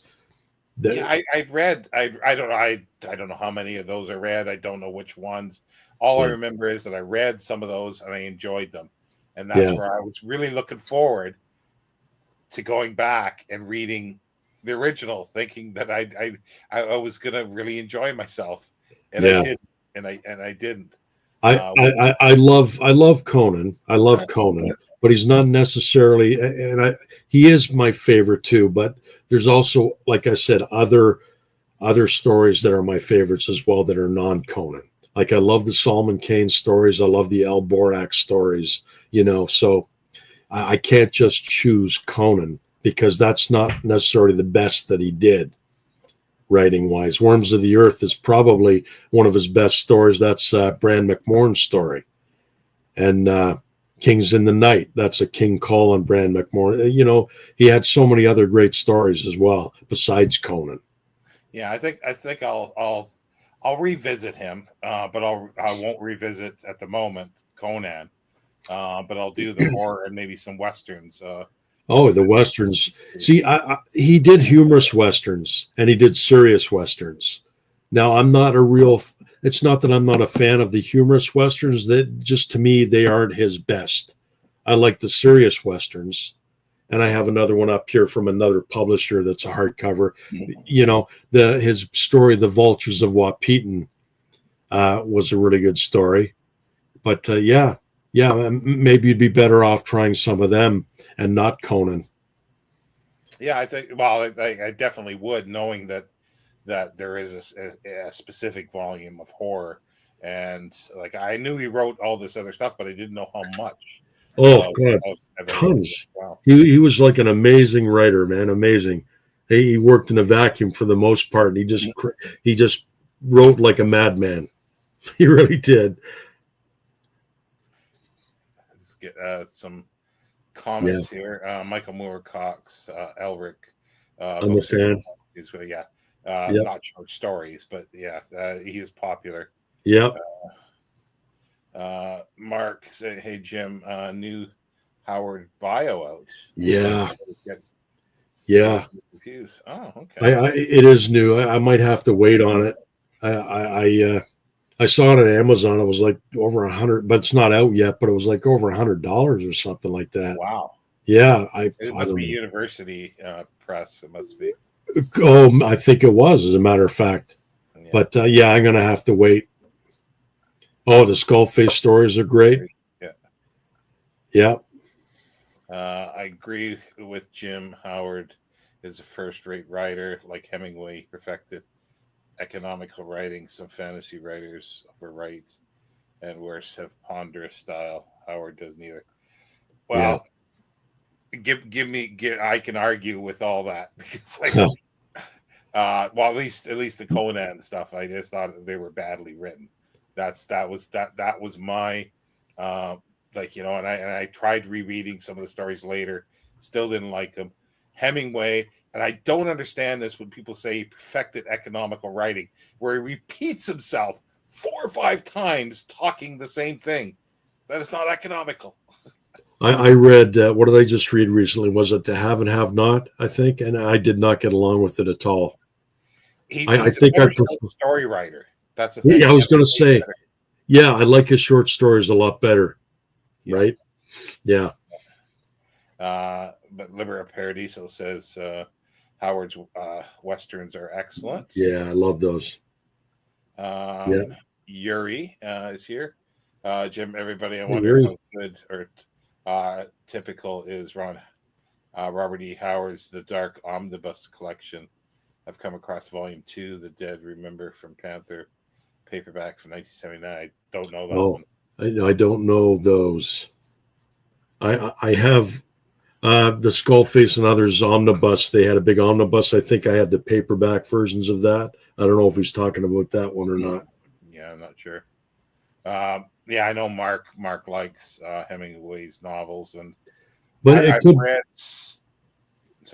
it could be just that one that I didn't get along with. I should actually try to read more, but like I said, I love his short stories, but that particular book that I read, I wasn't a fan of, but that doesn't mean that I won't get along with the other ones, Yeah, his novels just don't, I don't really care for, but short stories, I have fond memories of reading his short stories. Yeah. I've gone back to his novels. I've not read everything. and he was a huge influence on Raymond Chandler too. Oh, really? Okay. Yeah. That's interesting. But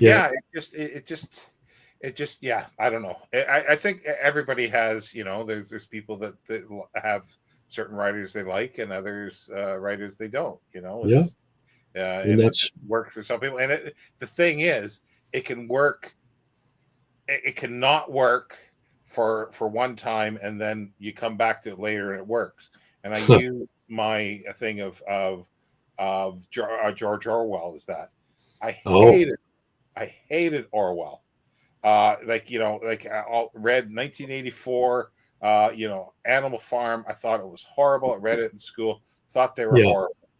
And my whole story here is that when I was in Milton Keynes, out of work, and I'm looking for something else to read at going the spinner rack, and a book falls on my foot, and I picked it up, and it was the back of it. And I read the back, and it's like, oh, this guy's working in a bookstore.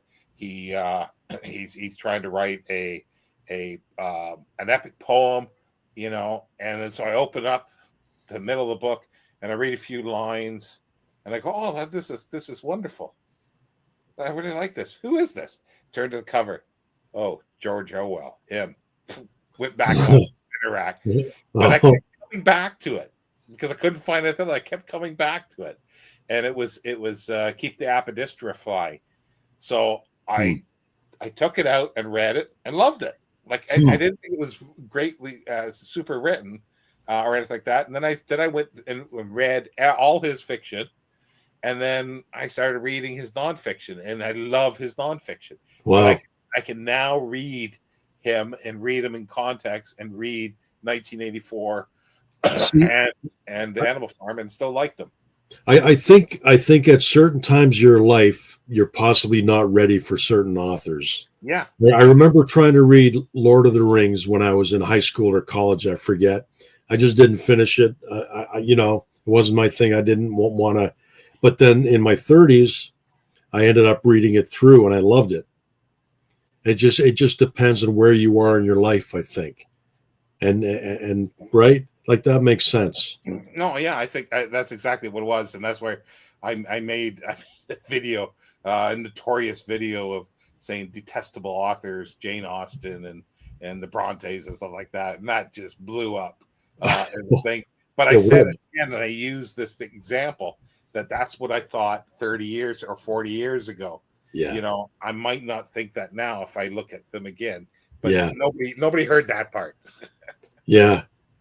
But yeah, I never would have touched like Agatha Christie or Cozy Mysteries back in the day, but I'm swaying towards them now. I've read a few Agatha Christie. I read that Alice Peters novel, and I really enjoyed it, but I never would have touched them back in the day.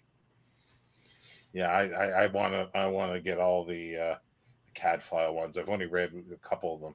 Oh, I love the one I read. I read the third one, Monk's Hood, I think, and it was I was surprised, man. It was so good. I love the character of Brother Cadfell. The TV series is fabulous, and the radio series is fabulous as well. Same guy, Ben Cools, who did the Clive Merrison Sherlock Holmes. They're really good. They're really good. Oh, yeah. And Liber Paradiso says, Orwell's essays to revisit. Yeah, definitely you can revisit him over and over again. It's marvelous. Gareth saying, I think BookTube changes us to persuades us to try authors again. Yeah, well, that's the thing. It's like talking to you, Jim, here.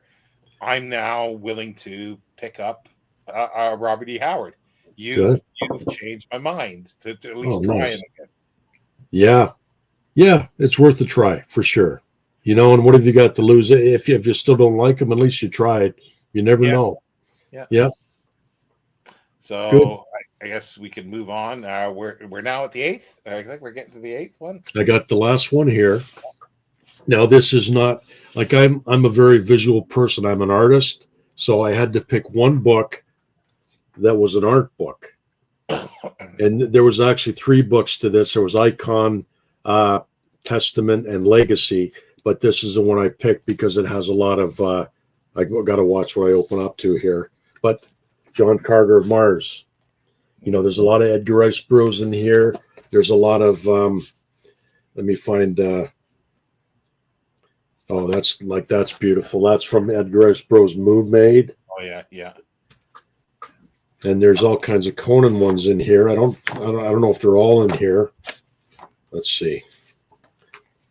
I should have bookmarked them. There's Tarzan stuff. There. This iconic Conan. That one. Yeah, that's Yeah, beautiful. Like I love these books. These beautiful hardcovers, full of sketches and artwork, and he's like one of my favorite artists, Frank Frazetta. He's just iconic, and so the name Icon. And I need an art book. I need something that I can satisfy that visual part of me, instead of just reading. So that's just a beautiful book. And his covers they stand out definitely. Like there's certain artists that everybody knows. Oh, you've frozen there, Jim. I'm not sure if other people are seeing him frozen. Let's see if it come back. We're nearing the end, so don't fail me now, internet. Frank Frazetta is a great choice. I'm not sure. Is anybody else seeing Frozen? Oh, he's gone. Yeah, Frozen. Hopefully he'll come back and we can finish this because we've gone a little over the normal time, but hopefully Jim will come back in.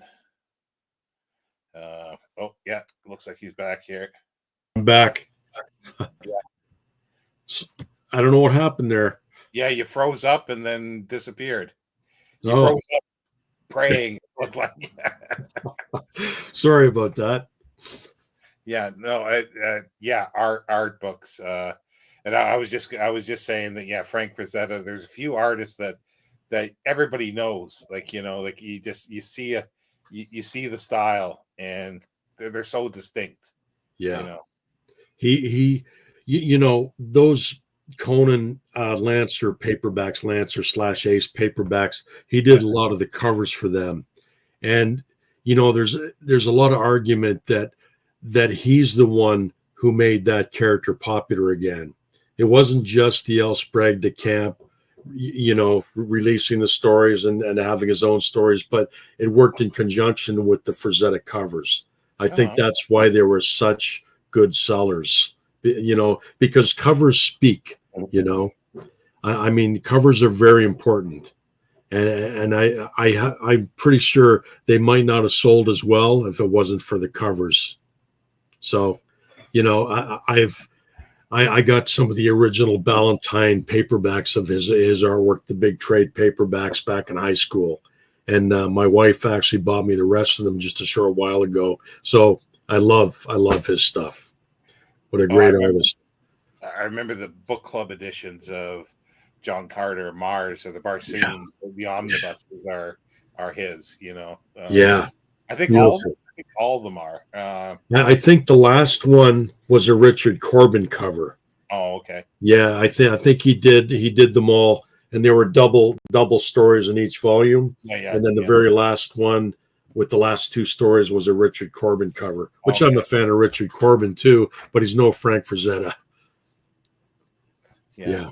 It's a strange thing because I only have a few art books. I've got it's not Darrell K. Sweet. Oh, it's the other one that's Justin Sweet. No, not Sweet at all. But I can't think. But I've got a couple art books. Like I say, this other artist is not Darrell K. Sweet. It's somebody else. Let's just put it that way. Yeah. And I've got an art book on Tarzan. Actually, Michael K. Vaughan showed it on his channel. I think Steve Donahue sent him one of the artwork. The centennial celebration of Tarzan. Yeah. That's an awesome book. Yeah, I got that right here. Yeah, no, I've got another one that's kind of similar too, that has a bunch of artwork in. But that's pretty well it. Like I might have.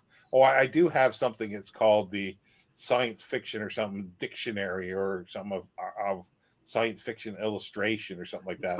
I think I have the same one too. If it's the same one you're talking, I've got one out in the other room. It's a huge. I got a huge, thick book. Oh no, this is very thin. Oh, this is very thin. It's nice. But no, it's not. Let me see here. Just go to a couple comments here. Same with album covers. Yeah. Yeah, he did. Didn't Frazetta do a Molly Hatchet album cover? Yeah. Boris. No, it wasn't Boris Vallejo that I have that I was thinking of. Michael Whelan. That's it. Dave. He reads my mind. Michael Whelan. Whelan. Yeah. I've got a Michael Whelan book, and I like his art. I don't have much others, and I should, because to me it fits in with my science fiction, reference stuff. It's part of it, and I should have it. There's a Richard Powers one that I want to get, but it's out of print now, and it's a big one. But yeah, there's certain artists that I really want, and I definitely take Frank Frazetta, Kelly Frias, just and on and on. Yeah, there's another artist who did some Edgar Allan Poe stuff, Roy G. Krenkel, and I think there's a book out there, The Art of Roy G. Krenkel, and I'd love to have that book. He influenced Frank Frazetta, especially in his pen and ink work, and he was brilliant. He was like such a great artist, man. And I know there's a book out there. And then of course there's the Robert McGinnis covers, who did artists who did all the Mike Shane covers and Carter Brown and Perry Mason covers. There's a Art of Robert. There's a couple out there of his art books, I think. Well, that's a whole other thing other than science fiction or fantasy is the pulp covers. Other pulp magazines. Just some stuff. Beautiful stuff. Yeah, he's huge. Basically, a huge fan of Roy G. He's awesome. Yeah, it is good stuff. I can't always pinpoint his stuff at this point, because I've only recently began identifying some of his stuff. So I'm still at the early stages there. But there's certain, as I say, there's certain artists that you can't help seeing. It's like I love Richard Powers, even though some of his stuff is nonsensical. But you always know a Richard Powers cover. You always know a Frazetta cover. You always know even a Boris Vallejo cover. Freeze cover. Michael Whelan is pretty easy to do, and Daryl K. Sweet as well. There's certain artists that you can always, or at least you get used to, and you start seeing them. Yeah, probably the biggest influence on my work was John Buscema. He was a comic artist for Marvel. He did all the Conan books. He did like tons of them in the Savage Sword of Conan books, and he's probably been the biggest influence on my own work. He's my, Frazetta, I showed that, but really John Buscema is probably my favorite. But I mean, he hasn't done book covers, and there's no books like this with John Buscema's artwork, so. But yeah, I love artists and artwork, and great stuff. It's something that I need to work more on, I think, eventually. And Dave saying we're referring mine started typing the last message before you mentioned Krenkel. Oh, so, yeah. Okay, well that's our 10 book, and before we get cut off again, I guess we should start wrapping this up. So music. Your music. Now this ties in with the Arabian Nights, Shahrazad. I actually have 3 albums with Rimsky-Korsakov's Shahrazad. I kind of collect them, and these are by different orchestras, obviously, but it's the same music. But it's like, I know that one. I used to have that one. Yeah, and it's like the most beautiful piece of music I think I've ever heard was this Rimsky-Korsakov Shahrazad, and it tells the story of the Arabian Nights of Shahrazad and Sinbad the Sailor, and it's just beautiful, beautiful stuff. And that's the music. I don't think there was any question with this one. I didn't waffle on this because that's probably one of my favorite pieces of music ever. It was either that or the From Russia with Love soundtrack. But I went with this one. But yeah, or my wife says, or Taylor Swift, but no. But that she can't even be your luxury item. I'm sorry. But yeah, I love these, man. I don't know if it's available on YouTube. If you punch in Shahrazad on YouTube, there's lots of orchestras playing this music, and it's absolutely beautiful.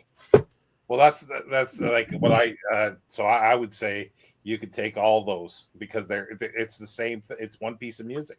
It's like I did with my Les Miserables. I took five translations. Oh, did you really? Yeah, and like I said, they're different orchestras, so I imagine there'd be little little differences and nuances that they would do differently. But yeah, and there's one other album, Shahrazad album, that I saw at a flea market, and I was so happy to get it. The cover was beautiful, and oh, good, I got another one. And I took it to the counter, and you know how it's all booths. Yeah, there was no marking on this album, so she wouldn't let me buy it because she didn't know where it was from. Even though I told her, well, this is the booth I got it from, and I haven't seen it since. So I've only got the 3 of them. And I have it on DVD or a CD as somewhere as well, a CD version. Yeah, I haven't listened to it for quite a while, and I used to like the third one you showed there. I had, and it's good, but yeah, it is cool to have different. Like it's like I've got Carl Orff's Carmina Burana, and I think I have 3 or 4 different versions of it, and they are different. Like every time there's sometimes different tempo, and then they do things a little different. And like I remember I knew somebody who liked I can't remember which a Mozart piece, and he had like probably almost every single like one that's been done on record, and he even had some 78s that were done on it. Like it's just everything. Like he had like row after row of CDs of this. That's amazing. Yeah, I like it on record because it sounds very organic. It has a very organic, sound to it. And the one I prefer is probably the first one I got was this one. So I kind of prefer to listen to it on this than I do like on a CD or on YouTube or something. It's got a very warm, organic sound to it, which is like, if you know what I mean. It's got a little bit of a difference to it, which I love. It also too with records, like I like 20s, 30s music as well. Me too. I know people have cleaned them up and they get rid of the pops and scratches and stuff like this. And I'm always reminded of from John Mortimer's, I think it's Paradise Postponed, or the sequel to it, where the one character is playing in a jazz band, but there's something about that, like, he says, "Oh, but there's no pops in it." It's just, it just like, it's part. It becomes part of the music. Yeah, because it's too clean sounding, it doesn't work. And sometimes that's what the records are. You get used to the sound of it and the pops and the cracks and it's funny, eh? Yeah, it's weird.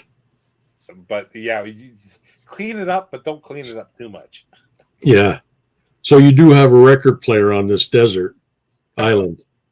Well, we won't go into electricity. You'll be able to play it, even if you had an 8-track. You'll be able to play it. Okay. But it could be a wind-up. You can have a wind-up. See, records work because you can have a wind-up player. True. Yeah. That's the way they used to do it. 33 and a third records. I'm not sure. Thank you, gentlemen. I'm not sure. Oh, thank you, Mark. Yeah, thanks for dropping in. Taylor Swift. I like Taylor Swift. I wouldn't take her to the desert. Well, to the desert island. One of my favorites, Jim. Yeah, Taylor Swift, or I assume she's talking about Shahrazad. Yeah, that's amazing. I tend to collect Mussorgsky's pictures at an exhibition, or Carmina Burana. Oh, I love Carmina Burana. There's three possible choices for my music, and I think I can't remember if I actually chose Rush's. I think I chose Farewell to Kings, rather than it was going to be Cranberries' first album or Carmina Burana. But I think I chose. I'm gonna have to look for that. Taylor Swift's Folklore album is really good. People give her a rough deal all the time, but she's such a talented girl, honestly. I mean, people put her down, but she's a self-made woman. She writes all her own music. She's an amazing person, to be honest. And I do like her music. I'm a bit ambivalent about her, but yeah, it's not bad. Like, I would never. No, even if you don't like the music, though, you kind of have to respect her for what she's done. Yeah, and she seems like a sincere, genuine, authentic human being, which I kind of admire. Joseph saying LPs have the purest sound. Yeah, I agree. Gordon Lightfoot for me. Yeah, oh man, I love Gordon Lightfoot, man. Yeah, and he's Canadian. Yeah, got to be proud of him. And I used to listen to his stuff, just endlessly. I love Gordon Lightfoot. I saw him at Massey Hall sometime in the 80s. My sister was one of his roadies. Oh, really? Oh. Yeah, she loved Gordon Lightfoot. She went to see every one of his shows, and she was a roadie pretty much. Yeah, because I'm trying to remember when I saw him, but sometime in the 80s at Massey Hall. That's cool. Four-chord Gord. Yeah. Because he just basically used four chords. That's all he used. Yeah. Folklore is a singer-songwriter album that she did during lockdown. Okay. Yeah, Amy at Amy's Dusty Bookshelf is a big fan of Taylor Swift. And I made a connection with a kind of connection with the Flame Trees of Thika author Elspeth Huxley. There's a connection with Taylor Swift, and it's a weird connection, but I won't go through it here. Oh, really? Oh, I'm curious now. Well, okay. Well, it's he was beloved in Vermont, Gordon Lightfoot. Basically, it's Elspeth Huxley lived in Kenya, or she grew up partially in Kenya, and there was a place there called Happy Valley, and it was a lot of wife swapping and all sorts of stuff like this. And this is back in the 20s. Oh boy, at the time, yeah, very, very infamous. But there was one woman that had many husbands, and she was nicknamed the Bolter because she would bolt, from a marriage. And Taylor Swift's got a song that has the Bolter in it, and there's references that it could be to this woman. Huh. Very odd, very, very strange. Really? But I don't know how close it is because I have listened to the song and I didn't really see too much connection with it. But anyway, that's so okay. Now we've really gone on here, and so let's get to your luxury item. What is your luxury item? Okay. So I told you I'm an artist, right? So I want to take a sketch pad with me, an unlimited sketch pad, and pencils. I know it's 2 items, but you got to have something to draw with. So I got to put pencils with it. Yeah. So it was either that or coffee. But yeah, sketch pad. Who took coffee? That was Debs. I think Debs took. Was it Debs that Oh. took coffee? Yeah. I mean, when I first knew I was doing this, it was coffee for the longest time. And then when I picked my stuff, the Frank Frazetta book, I said, wait a second. Like I draw, not that I've done it for a while, but I draw. What am I going to draw on? So yeah, that's got to be the luxury item. Yeah, either that or you'd have to go into the sand and or cave painting. Yeah. Thank you, Gareth. Yeah, everything I've seen there is great. That's a lovely logo he has there. Just saying. Oh, okay. Gareth, you've got to. Yeah, I've got to get you to do something for me. There's a couple things that I want, and I have to get you to do those sometime. Yeah. You're drawing lots of female company on the island, I guess. Yeah. That's what I do pretty much is figure drawing.